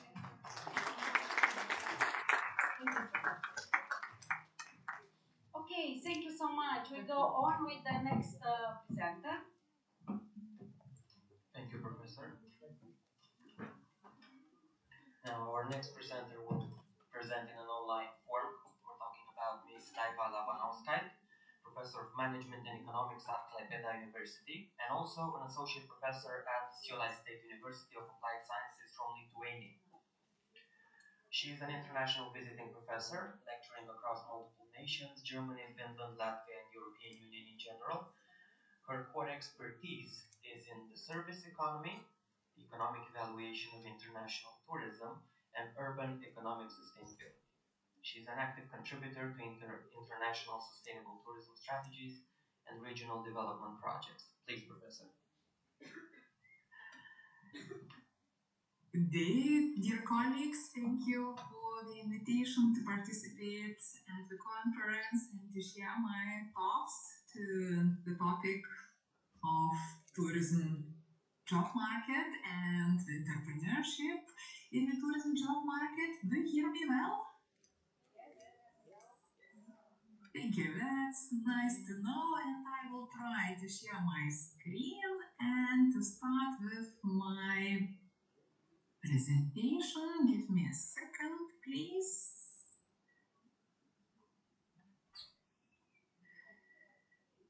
So I hope you can see my slides and the sound is also good in quality. So thanks again for this opportunity to talk about one of my favorite topics about tourism, and in this time about issues and challenges in the tourism job market and how we can foster the entrepreneurship on the tourism job market. It is a very significant question for many countries where tourism is in the position of the priorities in economic development.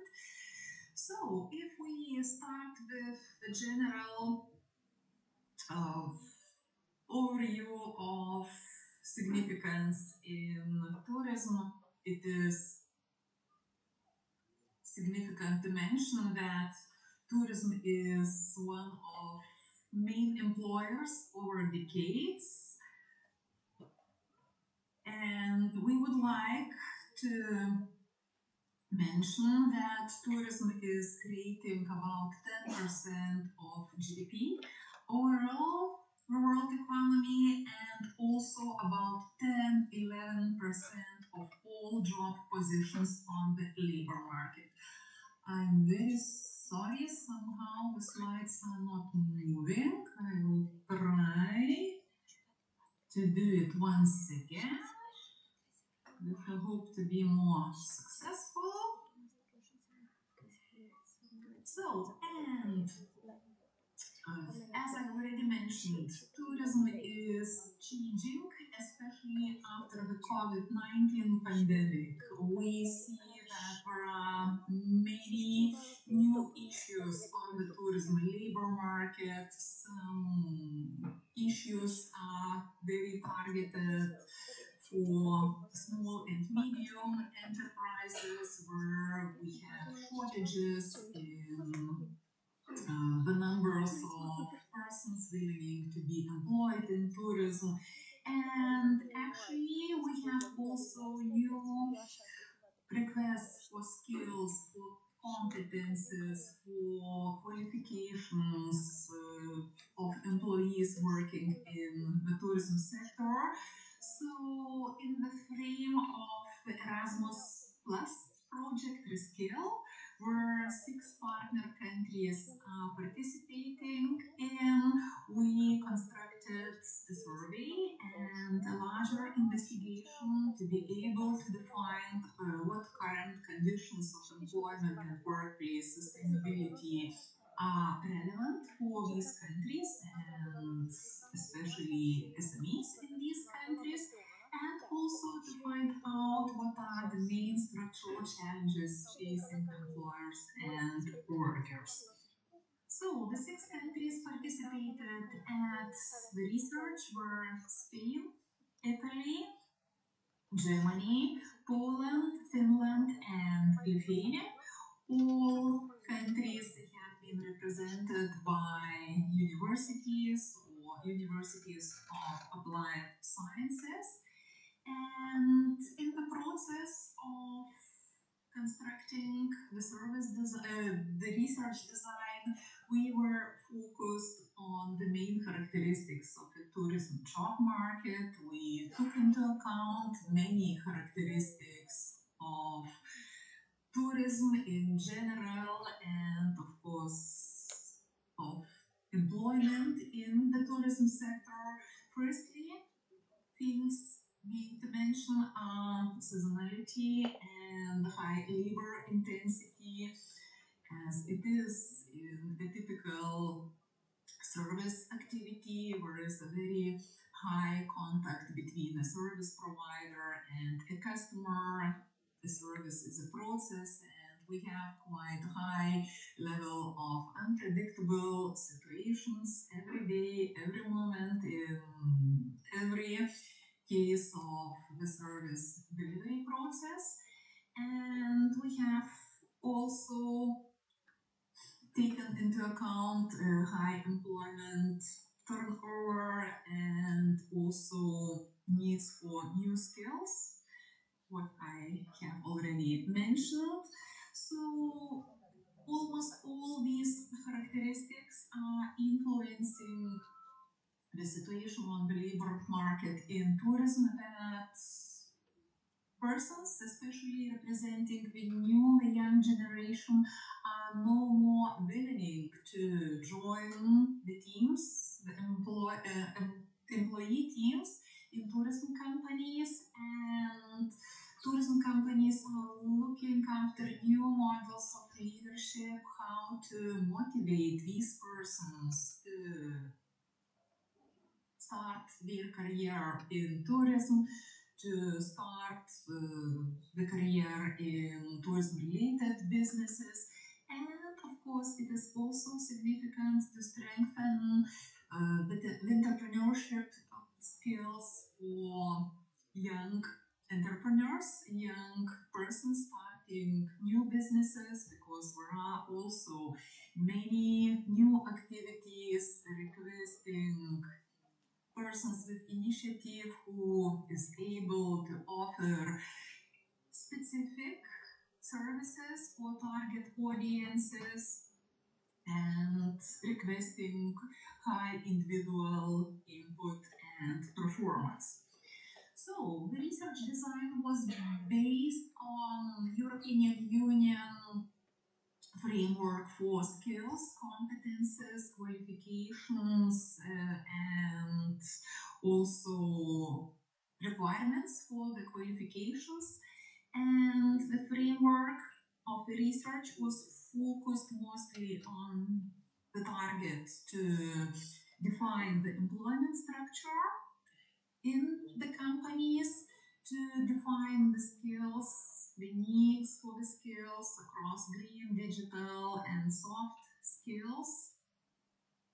Also, the next goal was to clarify the situation with the training provision and barriers, and to analyze environmental sustainability practices, how far these practices are becoming a strategic, significant position in a particular business of the tourism company.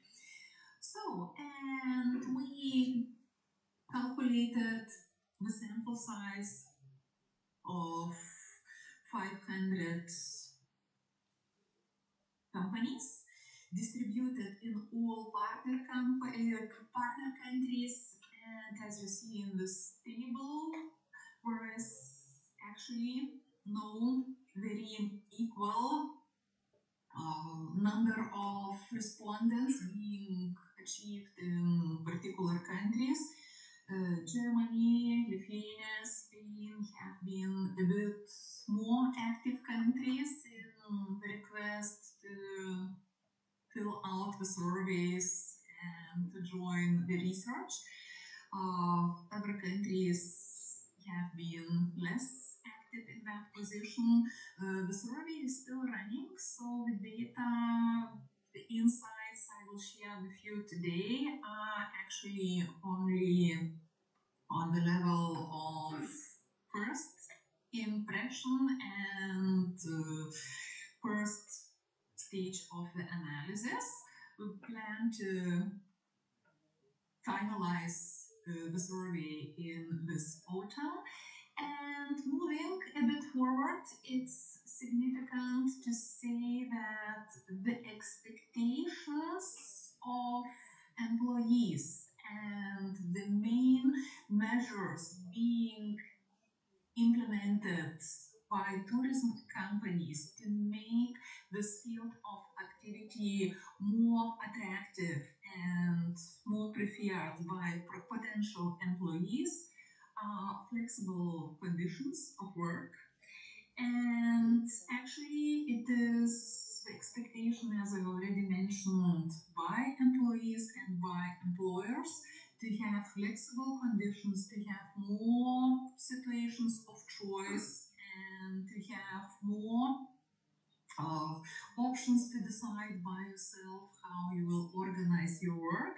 As you imagine, it is not always doable in the tourism sector, where the presence of the employee, of the professional, is like a duty, and there are no options to skip it or to shift it to another time frame or day. The next measure being implemented to make the jobs in the tourism sector more attractive is wage increases. We will see in the following slides that a large part of employees is commenting the job career in tourism as one of positions where the individual input of a person is too high in relation to the wage being paid for this input. And tourism companies try to increase the wages so far they can based on their seasonality of activity and their general financial conditions. And training investments are also one of positions placed in the strategies of tourism companies, but actually the request and the real accessibility of trainings is sadly not so high. And we will see in the following slides that companies and also employees of the companies are commenting it with a shortage in time or with lack of time. There are options to train, there are options to strengthen the skills, but there is not enough time to use these opportunities to be a better employee, to become a more skilled employee for tourism business. And actually, it is one of most challenging factors because, as we see from the position of demand, tourism companies are expecting employees with new digital skills, with new green skills, but employees coming as potential co-workers to the companies are not having enough time to strengthen these skills, especially if they already have started their career and if they are really good booked and very busy. So, and as I already mentioned, there is really a big challenge for tourism companies to find the right candidates, to employ them as employees in a particular company. And the problem of the lack of qualified candidates is actually the problem being universal for all countries participated in the survey. salary mismatch is more relevant for the countries positioned in the cluster of Central and Eastern Europe. It means Poland and Lithuania. Seasonality issues are the highest in Southern Europe. It means, in the case of our investigation, Italy and Spain. It was a bit surprising us because seasonality should be not that strong issue in Southern Europe compared to the northern part of Europe, where Finland, Lithuania, Germany are located, but still we see that the southern countries are also struggling with seasonality issues, and we have difficulties to find new employees when previous professionals are finishing their season and going somewhere else to relax after the season or to continue to work. Language differences. It could be also one of problems, especially in Nordic countries, and it means in our case, Finland and Germany. So, based on the findings of our investigation, we would like to mention that soft skills are still the main requested skills in the tourism sector.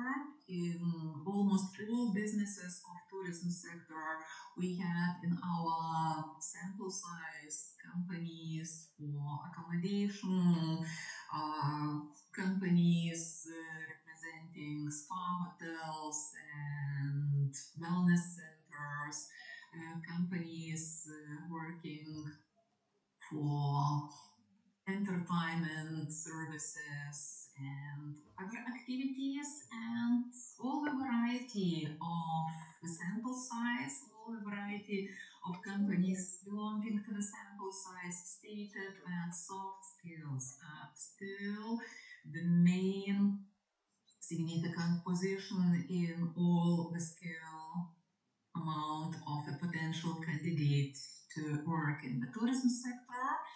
And it is actually also a bit surprising. It looks that soft skills are very traditional, and soft skills are quite strong based on the empathy of the person. It is like the easiest way to increase the competences in the field of soft skills, but still we see that the gap between requested level of skills and offered level of skills is present. So the second position goes for the digital skills based on the importance of evaluation, and the green skills are a bit underrepresented with a status of significance 3.6 is the average evaluation in the 5-point scale. So that means that the awareness of the green skills would be a bit increased for the tourism companies and also for the employees planning to join the job positions offered in the tourism sector. And coming a bit more detailed into the content, what kind of skills have been mentioned as most significant skills in each position, to illustrate it a bit more detailed, what does it mean, green skills, digital skills, soft skills. Of course, every one of us has the own presentation, the own imagination, what it could be, but actually we have used, as I already mentioned, the framework of European Union for the classification of skills, competences and qualifications, and we see that in the position of green skills, environmental awareness and resource efficiency and waste management are most dominating positions when we talk about the Nordic continental cluster, Finland and Germany in our case. And the top digital skills are e-commerce and online booking systems in both countries. Soft skills being mentioned as most significant are adaptability to change, and it is the position covering the priority number 1 for both countries. Moving forward to the southern European cluster, Spain and Italy, it's significant to mention that we still have the same choice of the most significant green skill, resource efficiency and waste management. And going for the digital skills, we see the two main positions as data analysis and interpretation, and online reputation and review management. By the soft skills, we have the same position being mentioned before, adaptability to change, and it demonstrates that this skill might be significant not only for the countries participated at our research, but also for other countries in Europe, because the changing environment is also one of most challenging factors for the employees and the business companies as well.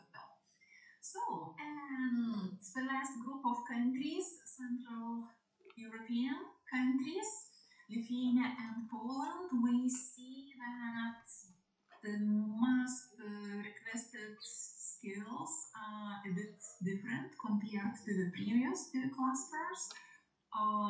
We have sustainable event management being mentioned as a choice or priority number 1 in the case of Poland. And going to the digital skills, we see that the online reputation and review management is the position number 1 in Lithuania. Social media management and analytics took the first position for Poland. And coming to the soft skills, creativity and innovation is in the position 1 for Lithuania. Empathy and emotional intelligence is the priority number 1 in Poland. So I'm summarizing it into some findings. We would like to state that labor shortage is structural in the countries of investigation, and that means that there is actually a problem in the try to find the right employees for the tourism sector over years, and this problem was not solved over a longer period of time, but shows that the measures being implemented before are working not effective enough. We should look after new tools and measures helping to adjust the tourism labor market. The finding number 2, soft skills are the universal foundation as such to develop all other skills in the tourism sector as an employee. If a person starting the career in the tourism sector demonstrates the soft skills, it is enough to start the career and to continue with the development of other skills, especially if a person is willing to train and to increase the competences.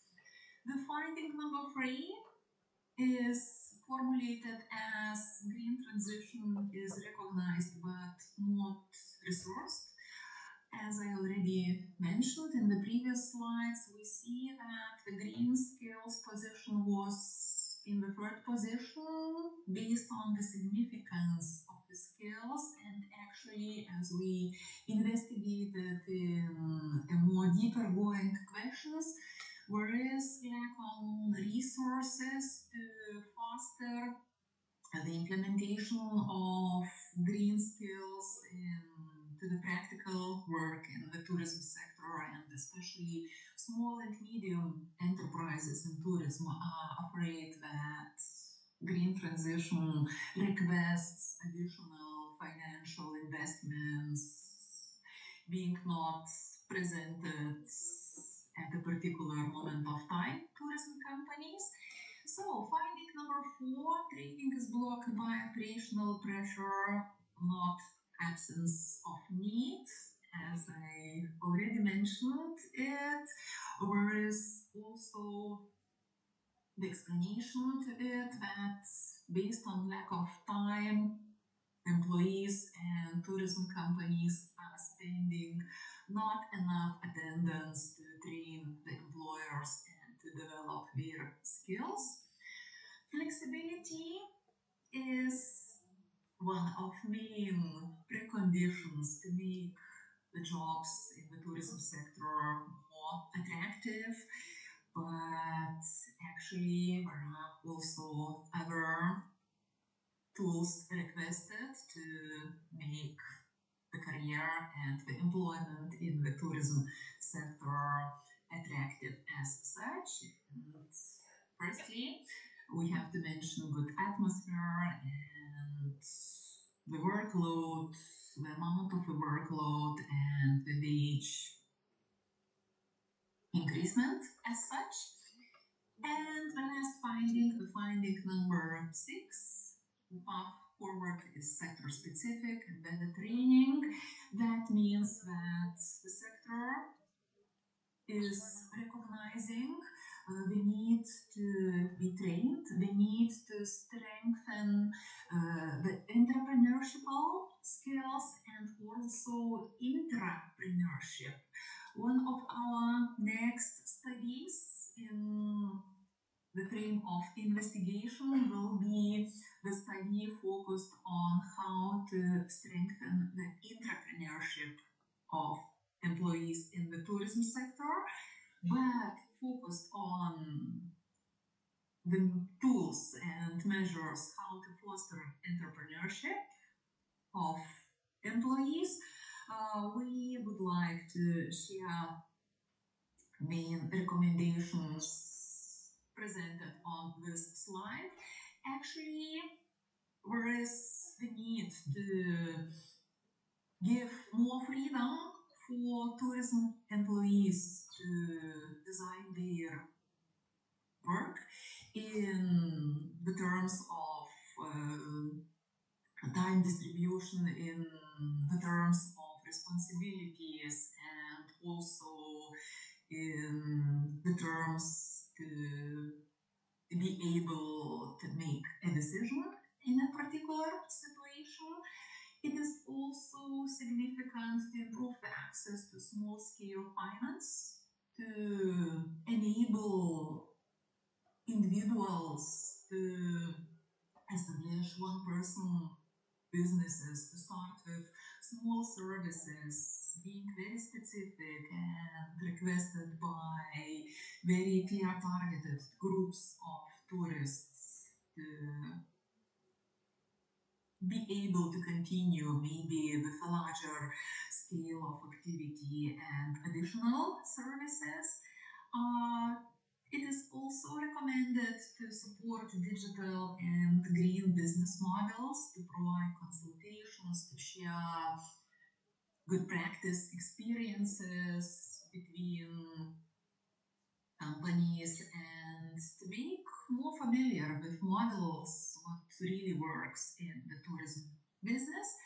And of course, it is also highly recommended to create entrepreneurship networks at particular locations, to give the option, to provide the option to exchange experiences, to discuss the problems and to find solutions together. So coming slowly to the end, main conclusion is tourism sector is really challenging, depending on unpredictable business environmental conditions. There are three big challenges in the tourism sector based on geopolitical situation, especially in Central European cluster, but still tourism sector is staying one of main employers also in the situation of increasing digitalization, and tourism development requests employees and employers with high developed skills of leadership, entrepreneurship, intrapreneurship, and our goal as persons working at universities and other institutions will be to help them to train particular skills and competences with quite small investments of time, and it would be significant to offer micro courses being accessible on the virtual platforms, what will be also created in the frame of a project Rescale.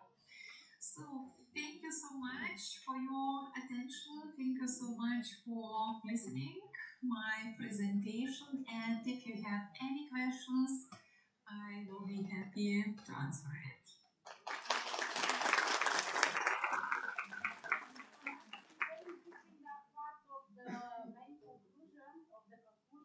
Are in our BP6 activities like NEO Entrepreneurship Training, but also some support for startups and consulting for the company. Thank you. If there are some questions, please, okay.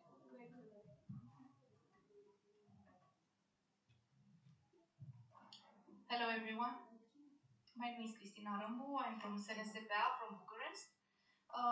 Very nice presentation. I do have a question regarding the problem of language deficiencies, if I remember well on your slide. It was very interesting because I saw there are countries like Finland or Germany having some problems there. If you can explain a little bit more, what do they include when you say language deficiencies? Basically, they want to hire foreign people and they can't go to learn Finnish or German. Is that it? Or are there any different aspects there? Thank you. Exactly, very good question. Thank you very much. So this issue or this challenge can be analyzed from two sides. As you mentioned very correctly, there is one problem when the locals in the particular country are not speaking English or another foreign language very well. So the expectation of guests and the expectation of employers is that employees should be able to communicate at least in English or very wished in one more foreign language as well. And from another side, tourism is employing quite high numbers of employees, guest employees coming from different countries. And there are problems with the ability of these persons to speak the language of the country, at least at the level A1, and the course platform of a project Rescale will offer also the basic language course for the level of A1, A2 for employees planning the career in a particular country. So if it would be enough on time to start with the language course earlier, so it would be easier to join the labor market having already the basics of the language. everybody. My name is Otavian Epure. I'm a doctoral student at NSPA. Thank you for your presentation. You mentioned at one point the digitalization, and I'm curious how does the digitalization impact the southern cluster of countries in tourist sector? Thank you. Thank you very much for the question. Digitalization, the influence of digitalization was not directly investigated at this stage of research we have conducted now. But of course, we see on many practical examples as it comes in the airports, in the hotels, there are many positions where you can provide some outcomes and result of a service by yourself based on the self-service, and of course it will change the structure of requested employees and simple jobs might disappear if we will implement more robots, more automated solutions or self-service platforms in tourism. So it can be a big transformation for the tourism business as such. Of course, it could be a very nice discussion for the next time or when we will have the option to meet in person. We know that tourism is staying a bit in a position of contrast. And if we will have many technological solutions in our daily life, we will be maybe not preferring to have and to use them when we will be on travel. Contrast is one of expectations in tourism, and maybe we will prefer to have traditional design of the service where we will be served by a person and not just use a technological solution. So it's really a good question, but at the moment, no answer.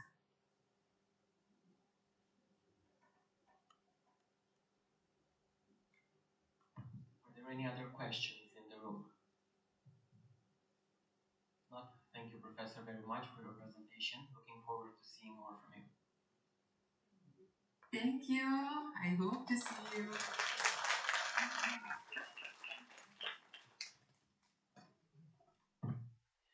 Our next presentation is an online speaker from Finland, Dr. Mika Kajanus from the Savonia University of Applied Sciences in Finland. Dr. Mika Kajanus is an international business and sustainability expert with a long career in innovation ecosystems at Savonia University of Applied Sciences in Finland. Currently, he serves as a visiting professor at King Danilo University of Ukraine and holds an honorary doctorate from the Institute of Agriculture of NAAS.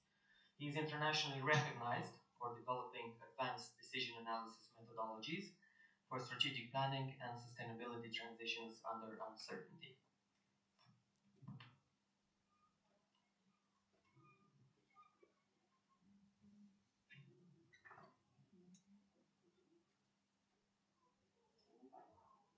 Professor, anytime you are ready, you can start. Okay, thank you. Thank you indeed for the introduction. I hope you can hear me and you can see my presentation. Okay, very good. So I'm very pleased to have an opportunity to give this presentation in this event. I just want to say that European Commission has two major programs at the moment, and the first of them is university alliances. This is the way what kind of development we need in our education and research system, and the other is AIP Hey initiative, focusing on higher educational institutions and their impact on their operating environment in their regions and countries. And these two initiatives, I think, is showing the way for the future. And thank you also for Jesmond and Taiva for your very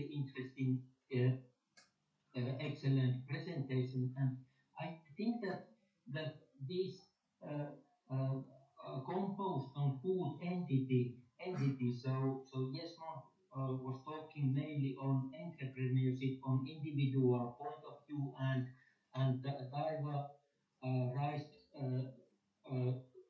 questions on tourism sector and job market still needed, and I'm talking about more on enterprises and entrepreneurship in their operating environment, how to collaborate, and especially about the uncertainties in uncertainty environment. So topic of my presentation is value focused adaptive impact pathways for portfolio decision under uncertainty.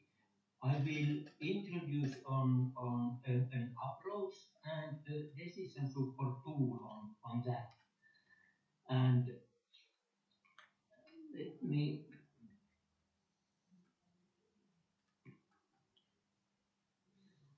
so first I try to explain why this kind of approach is needed, and then a couple of theoretical backgrounds before introducing the approach itself.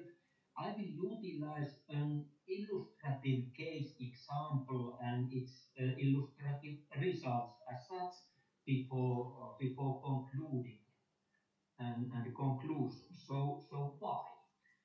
So sustainability transition requires decision under deep uncertainty, and the uncertainties nowadays world are more and more in place.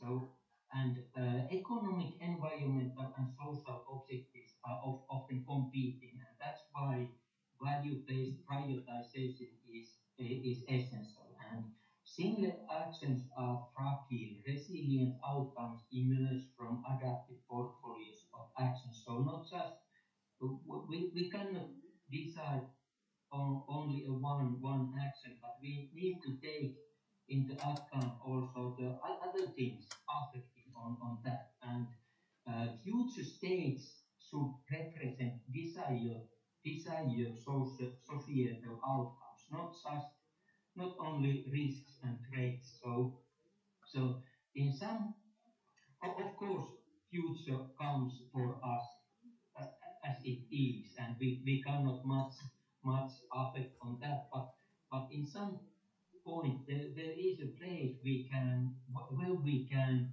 change our future with our actions. So we need carefully to think what we really want, what are our values and objectives, not just to think about the risk and threats. And I think in times of uncertainty, this is even more important than before. Decision makers need transparent pathways. So this transparency is important. Mm. Why addressing interdependencies? So interdependencies are in our center of this approach. So not just isolated things, but how they are affecting on each other. So maximizing synergies. Implementation of one action may enhance the effectiveness of another action, and vice versa. Implementation of one action may also negatively impact on effectiveness on other actions. And understanding these synergies and trade-offs is essential. It's complicated, it's difficult, but it's essential. And also two actions implemented at the same time might have unintended consequences, and also understanding and taking these into account is important. Uh, and we really are living in quite complicated world. So sustainable growth, interdependencies, and decision supports. How I see this. So you remember that's a report a couple of years ago, and he introduced produced capital, natural capital, and also human capital as a concept to be taken into account all. Thinking about innovation. So Christensen, father of disruptive innovations, introduced sustaining innovation, low-end disruptions, and new market disruptions. And while we are seeking for systemic change, and we try to understand the system, so we need to think also these new market disruptions and all these capital falls. And these calls for not just thinking of one action, but set of actions delivering the greatest utility while taking these interdependencies in the account and under uncertainties. So we need to manage complex and unpredictable and when talking about systemic changes, we need to be able to questioning existing systems, also including economic systems, and all these needs involving actors, and in the end, it's always a question of practical decision making. And while these things are so complicated, there is a real threat of paralysis by analysis. We can analyze them in the end. So we need to take also this practical simplicity uh, uh, in account. Theoretical cornerstones. So four main theoretical cornerstones. Firstly, value-focused thinking by Ralph Keen. Emphasizing the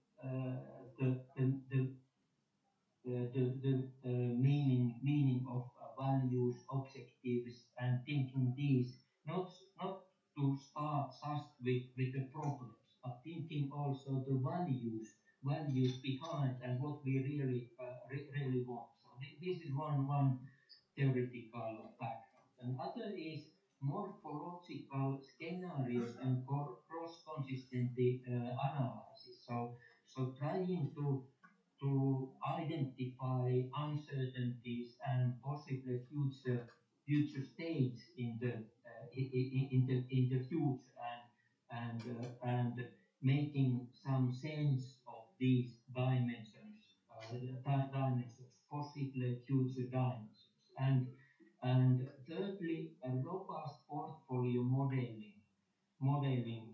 Ahtisalo, Juuso Liesio from Finland are uh, uh, two important persons having developing this approach. So not just to trying to optimize and find one single optimal solution with certain assumptions and situation, but running a huge number of optimization rounds with different assumptions and different situations, and trying to find what actions or items stays on the top in different assumptions or situations, and in this way to have a better uh, uh, sustainable, lasting solutions. And finally, dynamic adaptive policy pathways. This is quite a lot utilized in climate activities in Europe, especially pathway to resilience program is relying on this approach, and this tries to find this adaptive pathway. So if something happens, how can we respond on that? Not just to find one solution, but also to be ready to adapt if something else happens, and keeping this adaptability in high. So this approach is based on these theoretical approaches. approach itself, it's like a propeller, and in the central we have two different things. One is pairwise dependency assessment. So assessing interdependencies, it's always very difficult and it's also always very confusing. But we have managed to develop a doable way to assess these dependencies pairwise. So it's not easy, but it's doable. And other solid certain central aspect is this robust frequency optimization. So we run big number of optimization to uh, find which items stays on the top, so to say. And first scenario analysis. So we start with identifying different future states. We assess their likelihood and importance. Minus importance means that this future state is important as a threat, and positive importance number means that this future state is important as an opportunity, positive opportunity. And based on this pairwise dependency assessment and robust frequency optimization, we will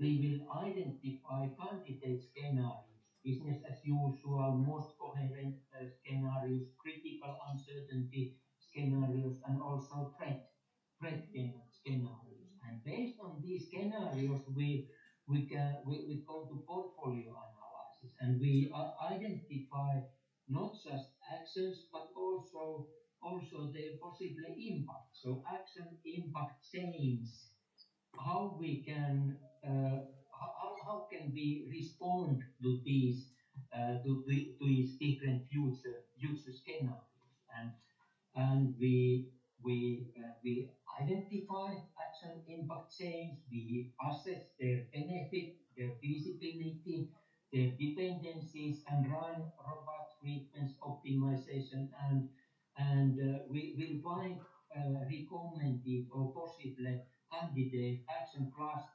These actions is good to implement now. They give fast positive impact. They are quite easy to implement, for instance, and they are supporting each other. So implement these in advance, and these group of set of actions later on. So following action waves. These can be done independently, or these can be combined for adaptive analysis. And then we combine actions and future states. We assess goal alignment, how important these are from our objectives and values point of view, and we identify and select elements for different pathway roads. So what are the first wave actions? What triggers future states can happen? How can we respond with other actions on these, and to what kind of end point future state this will lead on, and we generate 6,656 different possible roads, and we run robust frequency optimization, and and based on that we can build different metro maps to see what kind of roads and adaptation opportunity we in the end have. So future states means what can happen, actions means what can we do, and pathways in the end means how do we adapt on these different situations. Illustrative case example is Finland-Ukraine cooperation hydrogen and green energy clusters. And I emphasize this is not real planning process. Only me have been an expert on this. Uh, uh, AI has I have utilized AI on, but I'm responsible on all of this. So don't look the contents as such, but look the example how does this work. So first I identified desirable and also undesirable future states. I assessed them and I developed a couple of future scenarios. And based on these scenarios, I identified actions and their expected impacts. How could we respond on these future scenarios? And I assessed their benefits, visibility, and their dependencies, and I constructed candidate action portfolios based on these robust frequency calculations. And then I linked and combined these actions and future states. I generated possible adaptive roads, uh, assessed how important they might be from the value objective point of view, and finally identified robust portfolio and uncertainty, and outcome was adaptive impact pathways, metro maps. I will show next as an example. So tool as such looks like this. It sorry, uh, one tag. So mainly it has been developed in climate engine project in Savonia, and it has three main parts. So you can start to work with scenarios. You can work with portfolios, and finally you can do this adaptive pathway analysis and example of results. So this is this is a visual representation of scenario analysis. So we have different scenarios. This is business as usual scenario. You can see that there are couple of items and they are connected to each other. Some of them are because they are more important, but also some more small items are included because of their connections and impact in this way to this future scenarios, and you can see the main rations numbers describing the scenario, and similar different scenarios are represented here. Here you can see the visual result of the portfolio analysis. So this is implement now action cluster, and you can see a couple of them are connected with each other, couple of them not connected, but this performs first past implementing implemented activities, and then similar waves to be implemented later on, based on the assessment and robust portfolio calculations. And now we come to this adaptive part and these metro maps, and as you remember, we have these 6,656 generated different roles, and these are optimized with different assumptions, different situations, and these four roles are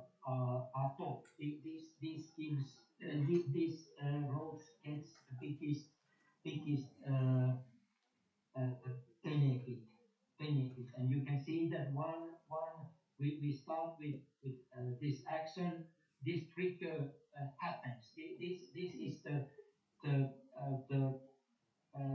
the the future stage what comes on, and we need to adapt somehow on this, and here is the responsive action, and it leads to this final end point. And you can see that one road is one a straightforward, but in this second road we can respond on three different ways to this trigger, and two of the response leads to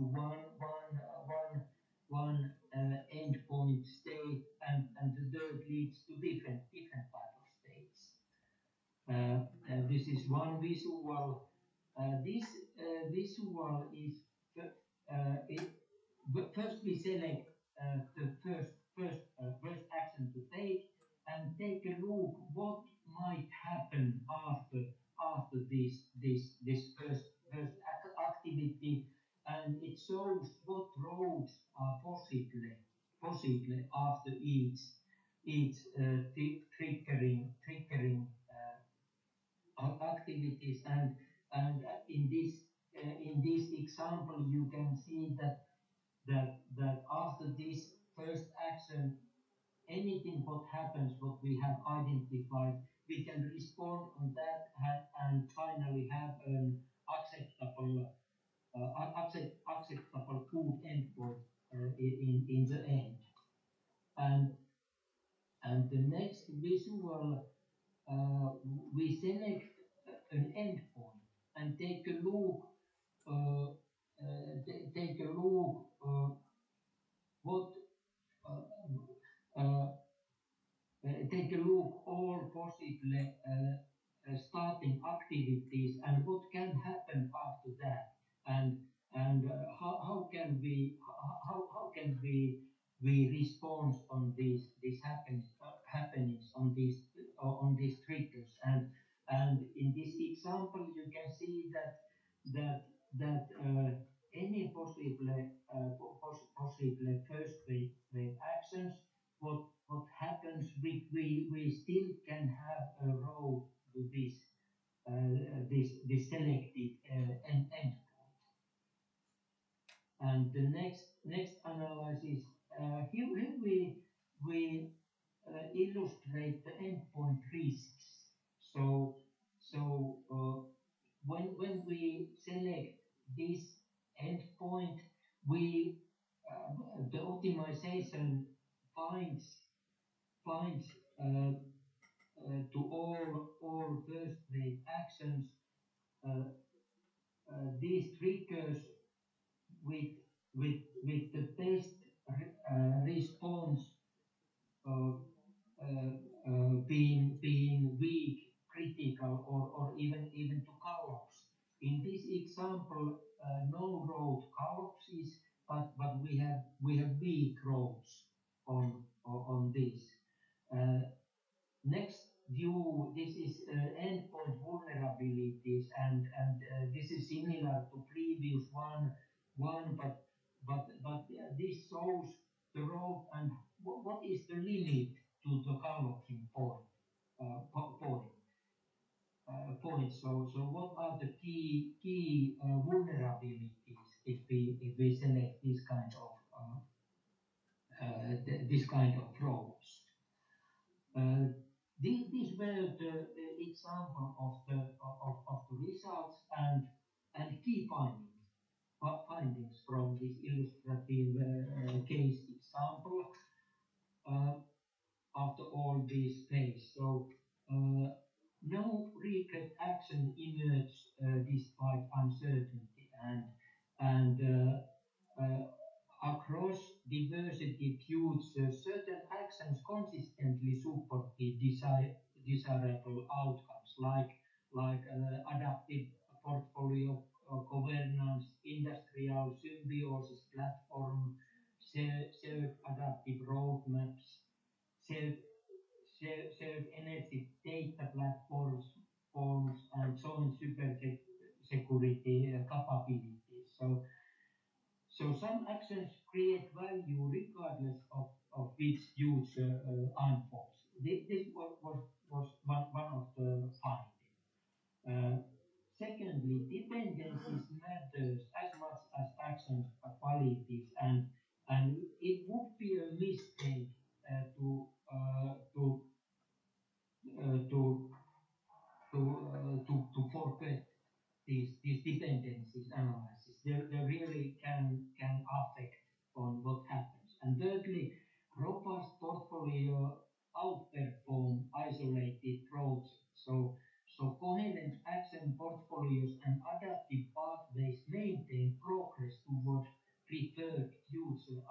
and the multiple uncertainties.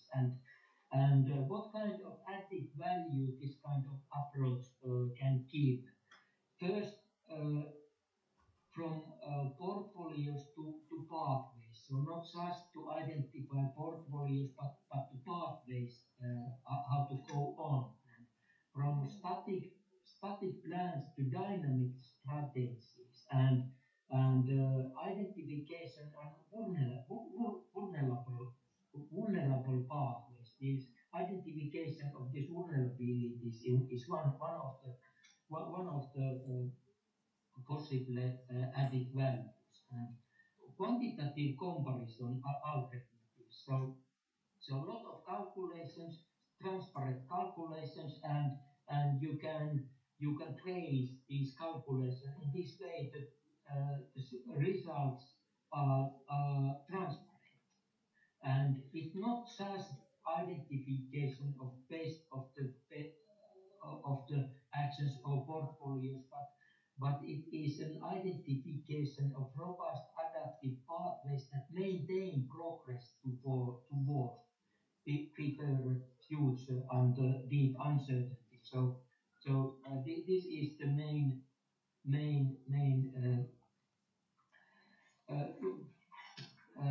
conclusions.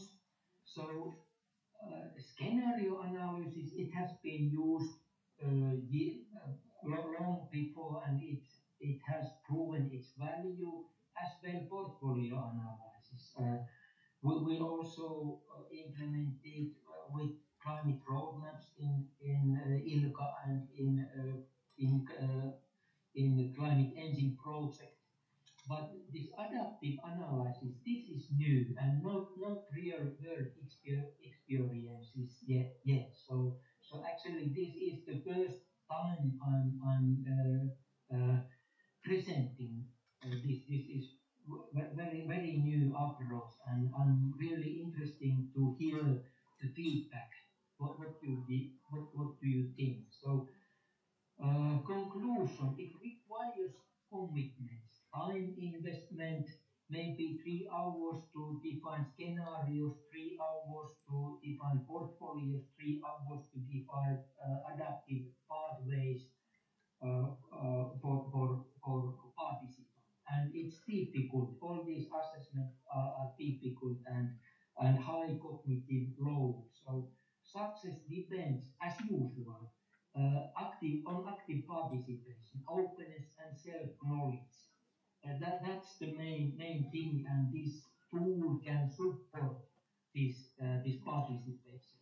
Key benefits: maybe better decision under uncertainty, flexible, robust strategies, transparency, self-understanding, systemic view, and prioritizing what really matters, this value focus and potential application, sustainability-oriented economic actions in companies, enterprises, in public municipalities, cities, universities, even preparedness for multiple uncertainties. So this kind of approach helps to be prepared for different changes when future state change. Mainly this is facilitator's tool. It needs to understand the main theories behind and methodologies and how it works.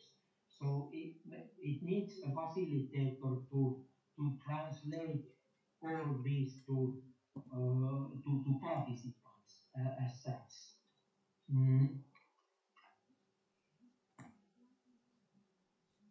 And actually, yes, this was my presentation. Thank you very much for listening. Any questions, discussions, and if you are interested in methodology or testing the application, please contact me, and I can send a detailed manuscript. It's almost ready, but maybe within 2 weeks I'm ready to send it. But thank you anyway.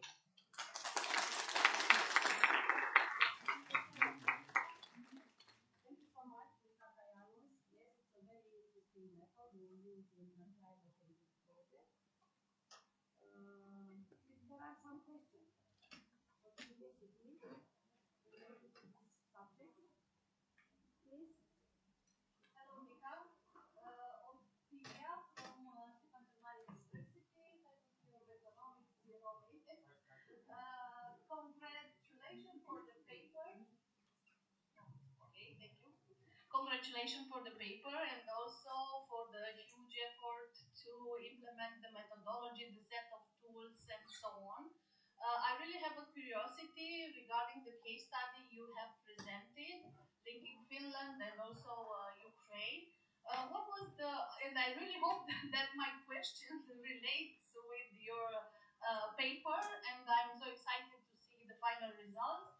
Um, I just want to ask you if you have a challenge, a practical challenge, while moving, for example, from the first phase, meaning the scenario analysis, to the portfolio, to actually the portfolio activities. Actually, we really have started a real case process with Ukrainian and Finnish experts. We have started it, but it's on its way yet. So I didn't utilize this real case data in my case presentation what I presented here.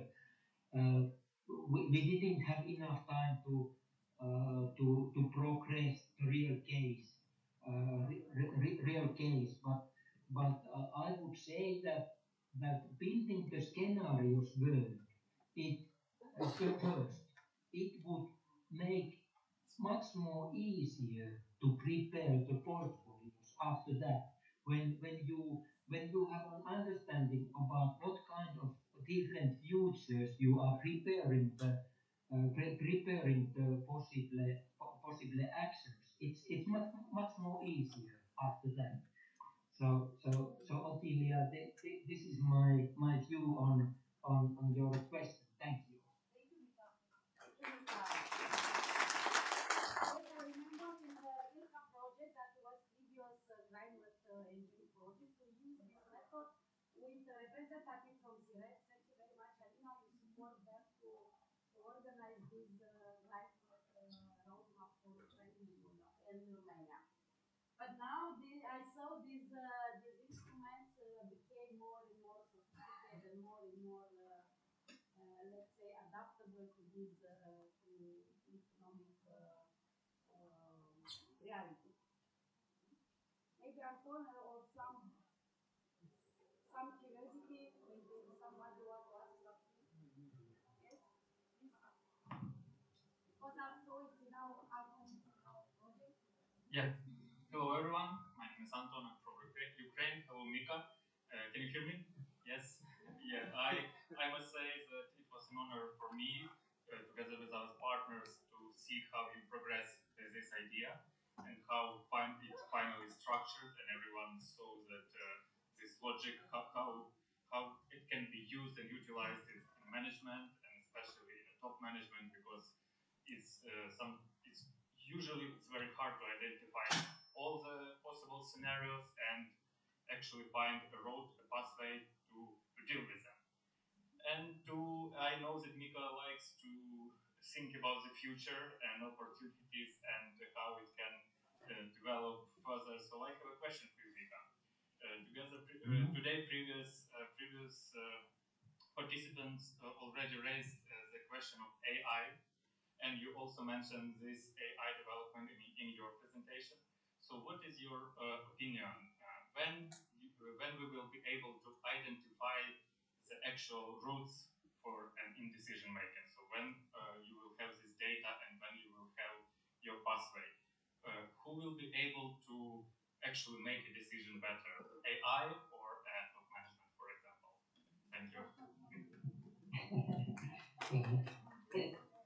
Thank you. Thank you, Anton, on your point of view and the question. I think this AI question presentation is very relevant with also with this approach and with this tool, and I very much agree with Jesmond and Jesmond's view, so that it's a good tool. It can handle and manage a lot of information very fast, but you cannot leave the decision to the AI. It's according my experience, AI is very stupid. It cannot take take the decision, but it can help to uh, to uh, to manage a huge amount of information very fast, very fast. But do the decision yourself after all. Thank you so much. We move to the last part of the plenary session, and I invite Constantin. Thank you. Thank you. Our last speakers for this session are here in the room with us. We are talking about Cosmin Ciornei, a local producer and founder of Healthian and the vice president of the Taste of Bucovina Association. A few details about the company. Healthian creates snacks and sugar-free desserts made as much as possible with ingredients found from local producers. The second speaker is Claudia Gogu, the director of the agricultural department of Suceava. Also a supporter of the Association of Taste of Bucovina. You are together. Yes, they are together. Română pentru că eu românește. O să-l rog pe Cosmin să mă ajute. Bună ziua! Mulțumim frumos pentru invitație. Cosmin m-a ajuns cu aici. Ia și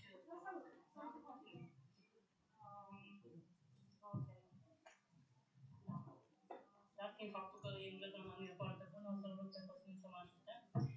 Sunt directorul executiv al Direcției pentru Agricultură Județeană Suceava și acum 5 ani am inițiat un proiect care se numește Piața Volantă din Bradle Bucovina. Zici, Cosmin? Okay. Hello everybody. My name is Cosmin. I'm the founder of Healthian, and I'm one of the small producers that are taking part in the project that Mrs. Gogo started about 5 years ago. Is farmers market, and it gathers all the local producers from Suceava.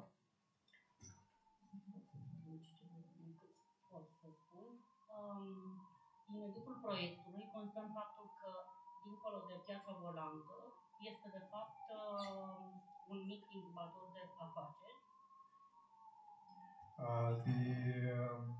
The new part of this project is the fact that besides the opening to customers, it also grows small businesses. Proiectul nostru este inedit prin faptul că nu mai există așa o inițiativă la nivelul unei instituții publice. De regulă, astfel de inițiative în România aparțin așa undeva ONG-urilor. Sunt inițiative private. Suntem singura direcție din țară care avem așa un proiect cu această constanță de, cum spuneam, 5 ani, în septembrie se împlinesc 5 ani. În fiecare zi de sâmbătă piața se desfășoară în curtea Direcției pentru Agricultură Județeană Suceava. So this is the only project of this kind sustained by an organization. Usually these are made by non-profit organization, but this is a government organization that does this. It did it for 5 years every Saturday. So we have lots of additions for the farmers market, and we hope that we can do this for many years to come. Proiectul contribuie la diminuarea risipei alimentare, la dezvoltare durabilă, la economie socială, la economie rurală, la dezvoltarea micilor antreprenori din mediul rural și întotdeauna când am avut prilejul am spus că Bucovina n-ar putea să fie o destinație turistică fără să menținem în mediul rural acești mici fermieri și fără să menținem specificul zonei noastre. Aș spune doar atât, avem în palmares atât noi cât și prietenii noștri din Asociația Gustă din Bucovina, un palmares, zicem noi, destul de important de premii. Cele mai importante sunt două pe care aș vrea să le menționez, cele primite de la Secretariatul General al Guvernului, Departamentul de Dezvoltare Durabilă, la categoria mâncare sănătoasă în anul 2024, iar anul trecut am fost nominalizați la categoria piețe ecologice de către Comisia Europeană, împreună cu două business-uri din Germania cu o tradiție în comerțul ecologic de peste 20 de ani. So we've been the farmers market has been awarded last year for healthy food, and this year for ecological market in from the government of Romania, and the other people that were nominated for this award were two other companies from Germany with longer history than us. Besides the helping the local farmers, we are also helping the tourism in Bucovina, because we have also some local gastronomical points where people make the food with local ingredients, and obviously this is much more tastier than store-bought. We have social enterprises within our producers, and also we have people with ecological products and traditional. So we get certified, we get the information and the support from the Director of Agriculture in Suceava. We also have all the information that we need for let's say for export or going to different expositions. We've been to Berlin and recently to Doha with our products from Bucovina, and they've been very well received.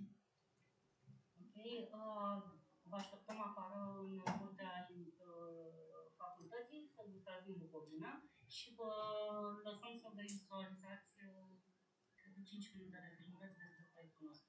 Mulțumesc tare mult!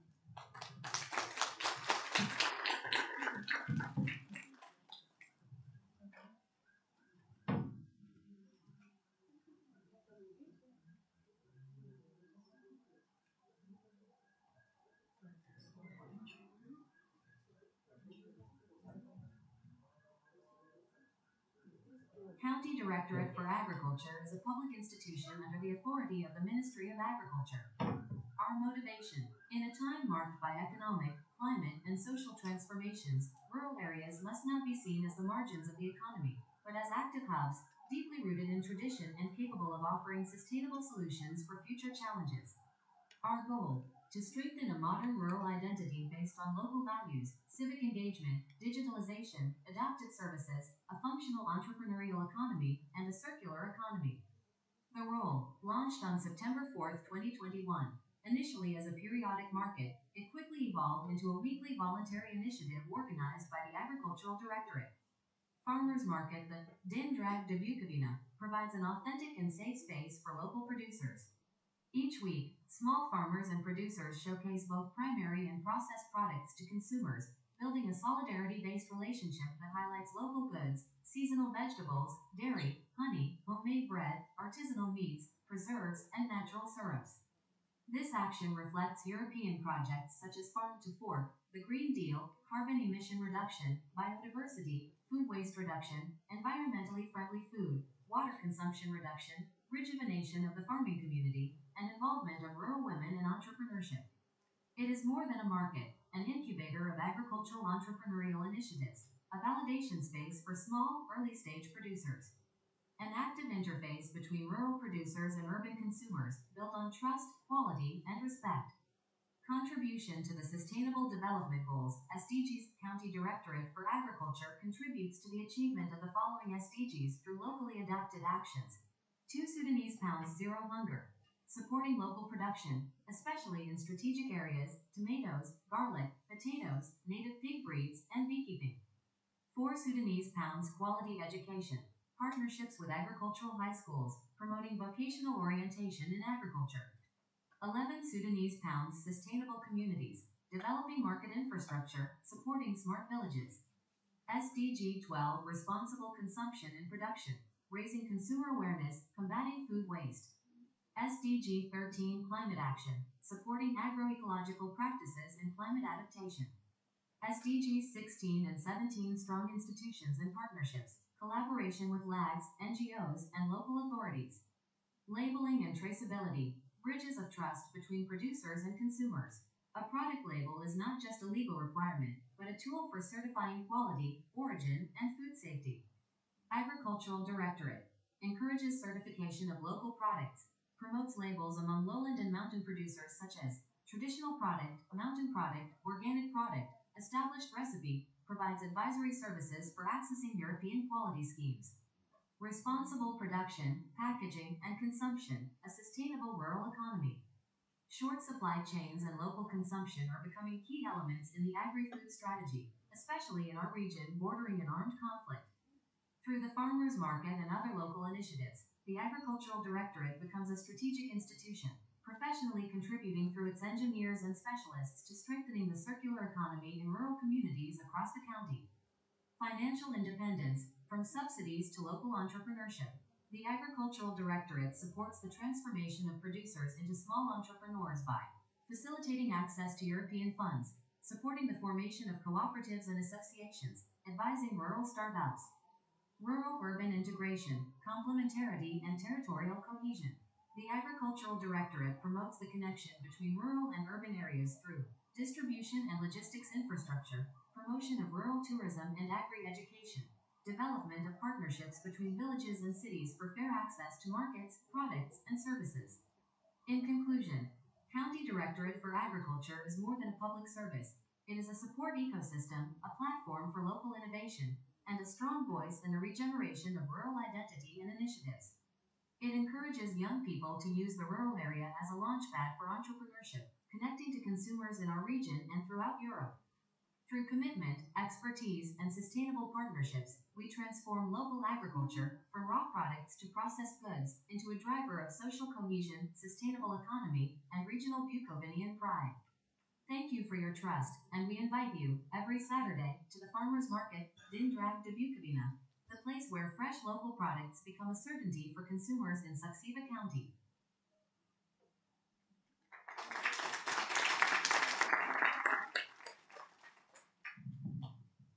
Hello again. I know you're very tired and very hungry. So, County Directorate for Agriculture is a public institution under the authority of the Ministry of Agriculture. Yeah, that's it. So, if you'd like to see more of that food over there, we are outside. Also, when you stop by, then you can go to eat the very nice food that we prepared for you. Everything is local, everything is from our local producers. So enjoy and follow me.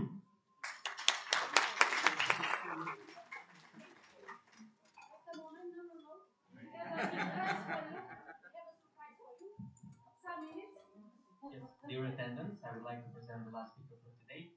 One of our students, for Dear Economy students, his name is Matei Călăruș. He's a beginning entrepreneur. Hello everybody, my name is Matei Călăruș. I'm a student in third year. Here's a place where my idea got to bring to life. 1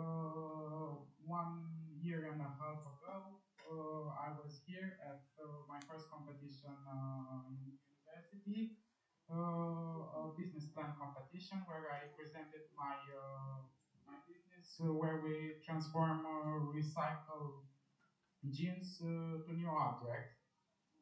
Some of you got in the possession of a few items created by me.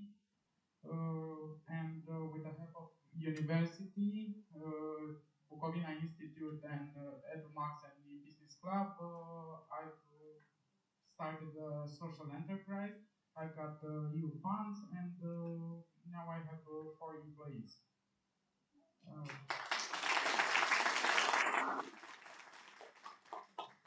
To sum up everything that I've said, the University of Ștefan cel Mare Suceava is a place where ideas come to life, and you get a lot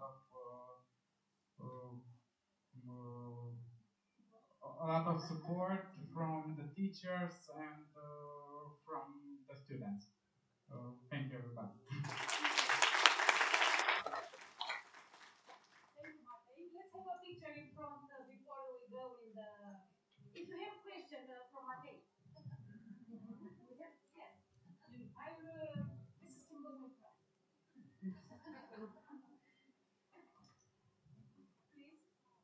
Hello, Matei. Congratulations on your business. I have a question for you. What are the pitfalls of social enterprises from your perspective? Because I'm trying to write an article on this issue, and I'd like to see and to hear your perspective. And also I have a question for the Custodin Bucovina associations, as they also mentioned social economy. What are the numbers for these 5 years regarding the fact that you nurture social economy and trying to help people in the difficulty? Thank you.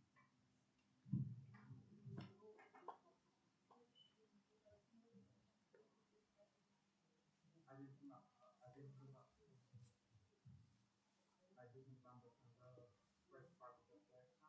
Okay, the question is basically, do you have any problems in your social enterprise activity with, let's say, public institutions? There are a lot of problems because we don't have good social enterprise legislation. We don't have many commodities as a social enterprise. But us, Babu Studio, we have the business in a rural location in Republica Germany, near Suceava, and we discovered the community with some ateliers for children there, and we have ateliers there every month. Children come there, and we let them be creative. I give them the rules, but I don't have any instructions. And they work with leather and recycle materials, and make keychains, and some of them got a passion for it. I let them discover their passion for different materials, for different brands. You said that legislation could be better, does not help it very much. Do you benefit from some incentives at this moment? Because technically, you I don't receive any incentives because EU fund that I got is already from a social European fund, and I can get another incentive for. It's double funding here. Yes. I'm with social enterprise as well, and we have the same problems.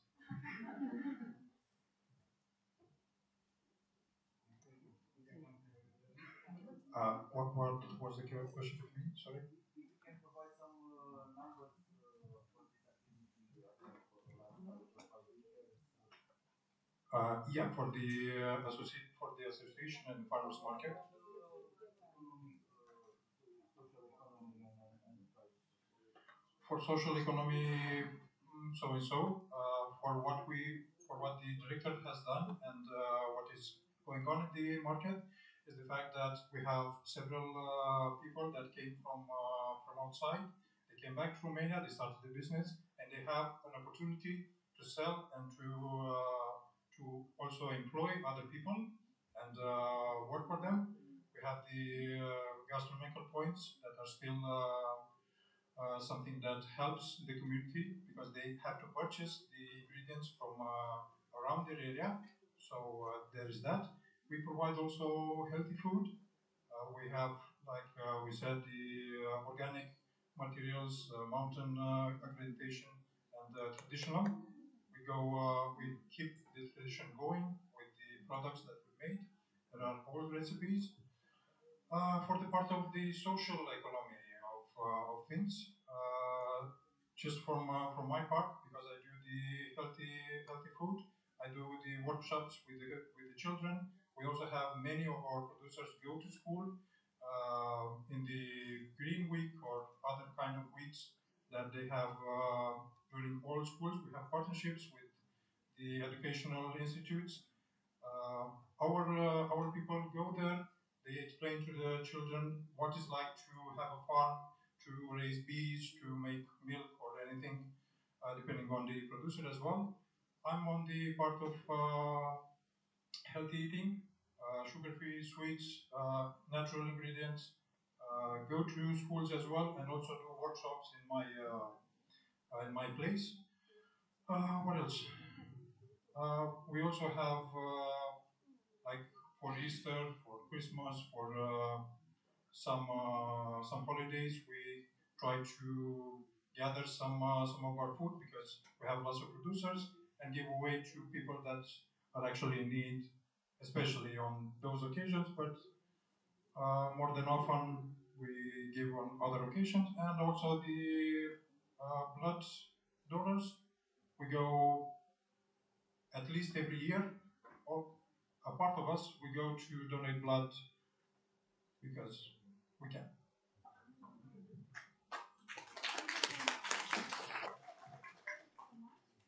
And I invite all of you to have lunch in the garden, English garden. They have a special product for taste of Bukovina, and also to see the different sounds, yes, from this association, and to meet again after the lunch break at 2:30 in the different parallel sessions. You know, we have the QR code, you know, for the program, and there are different parallel sessions. One is completed here, two are up in another room, and another one is in the building up.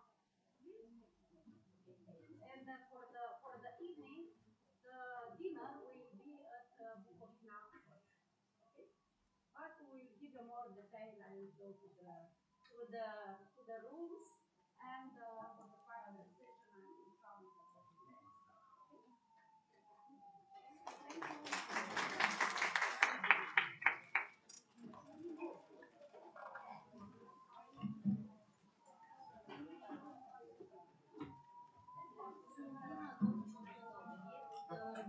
Hai să închidem aici.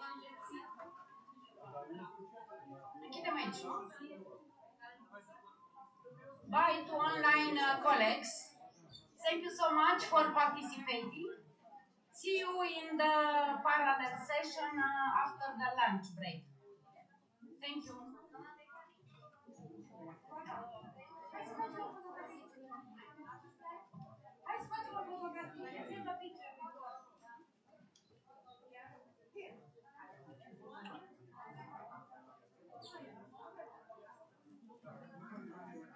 Let's make a picture. Who wants a picture? Stay for a picture.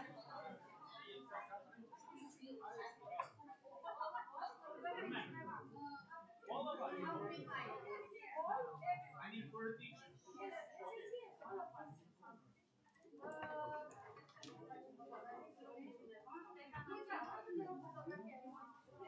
Se poate să se poate.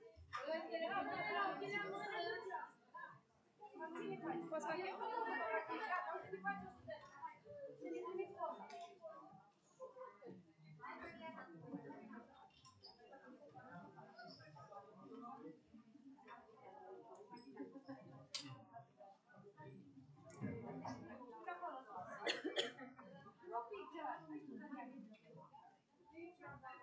Profesor, da uitați,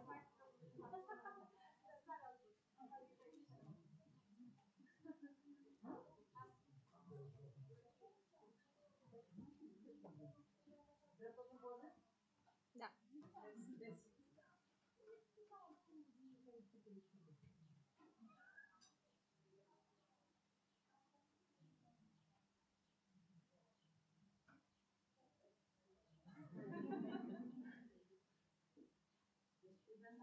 I have a different method.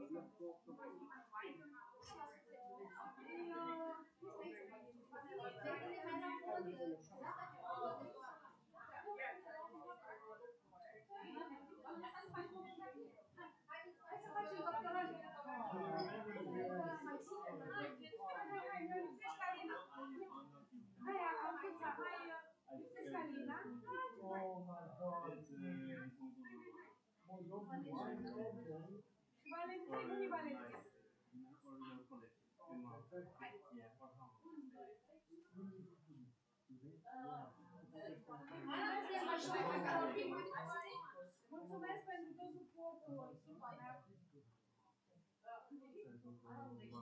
Am uitat să mulțumesc publicului.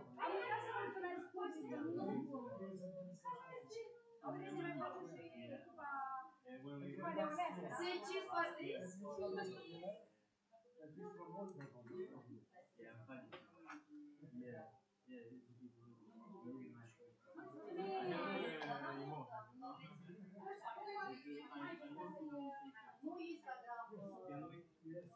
Mulțumim tare mult, Florian.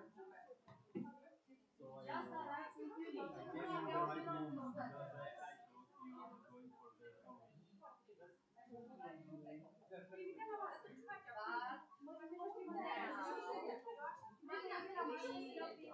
Let's go for the lunch. We have lunch at 11. And we have a picture after lunch. Cum ți explic eu unui lunch? In the interior garden. In the interior. In the interior. Garden.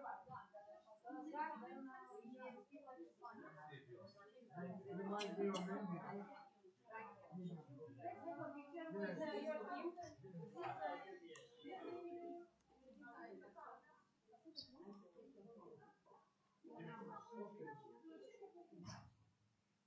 Hai, dar și unii spun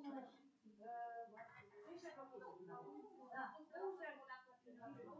dă un share location când ajungem în curte, la toată lumea, dă la Neolea noastră. I am not in the group. I am not in your group. No, because I am from Romania. I am not international one. There's something good with that. Yes. Exclusion.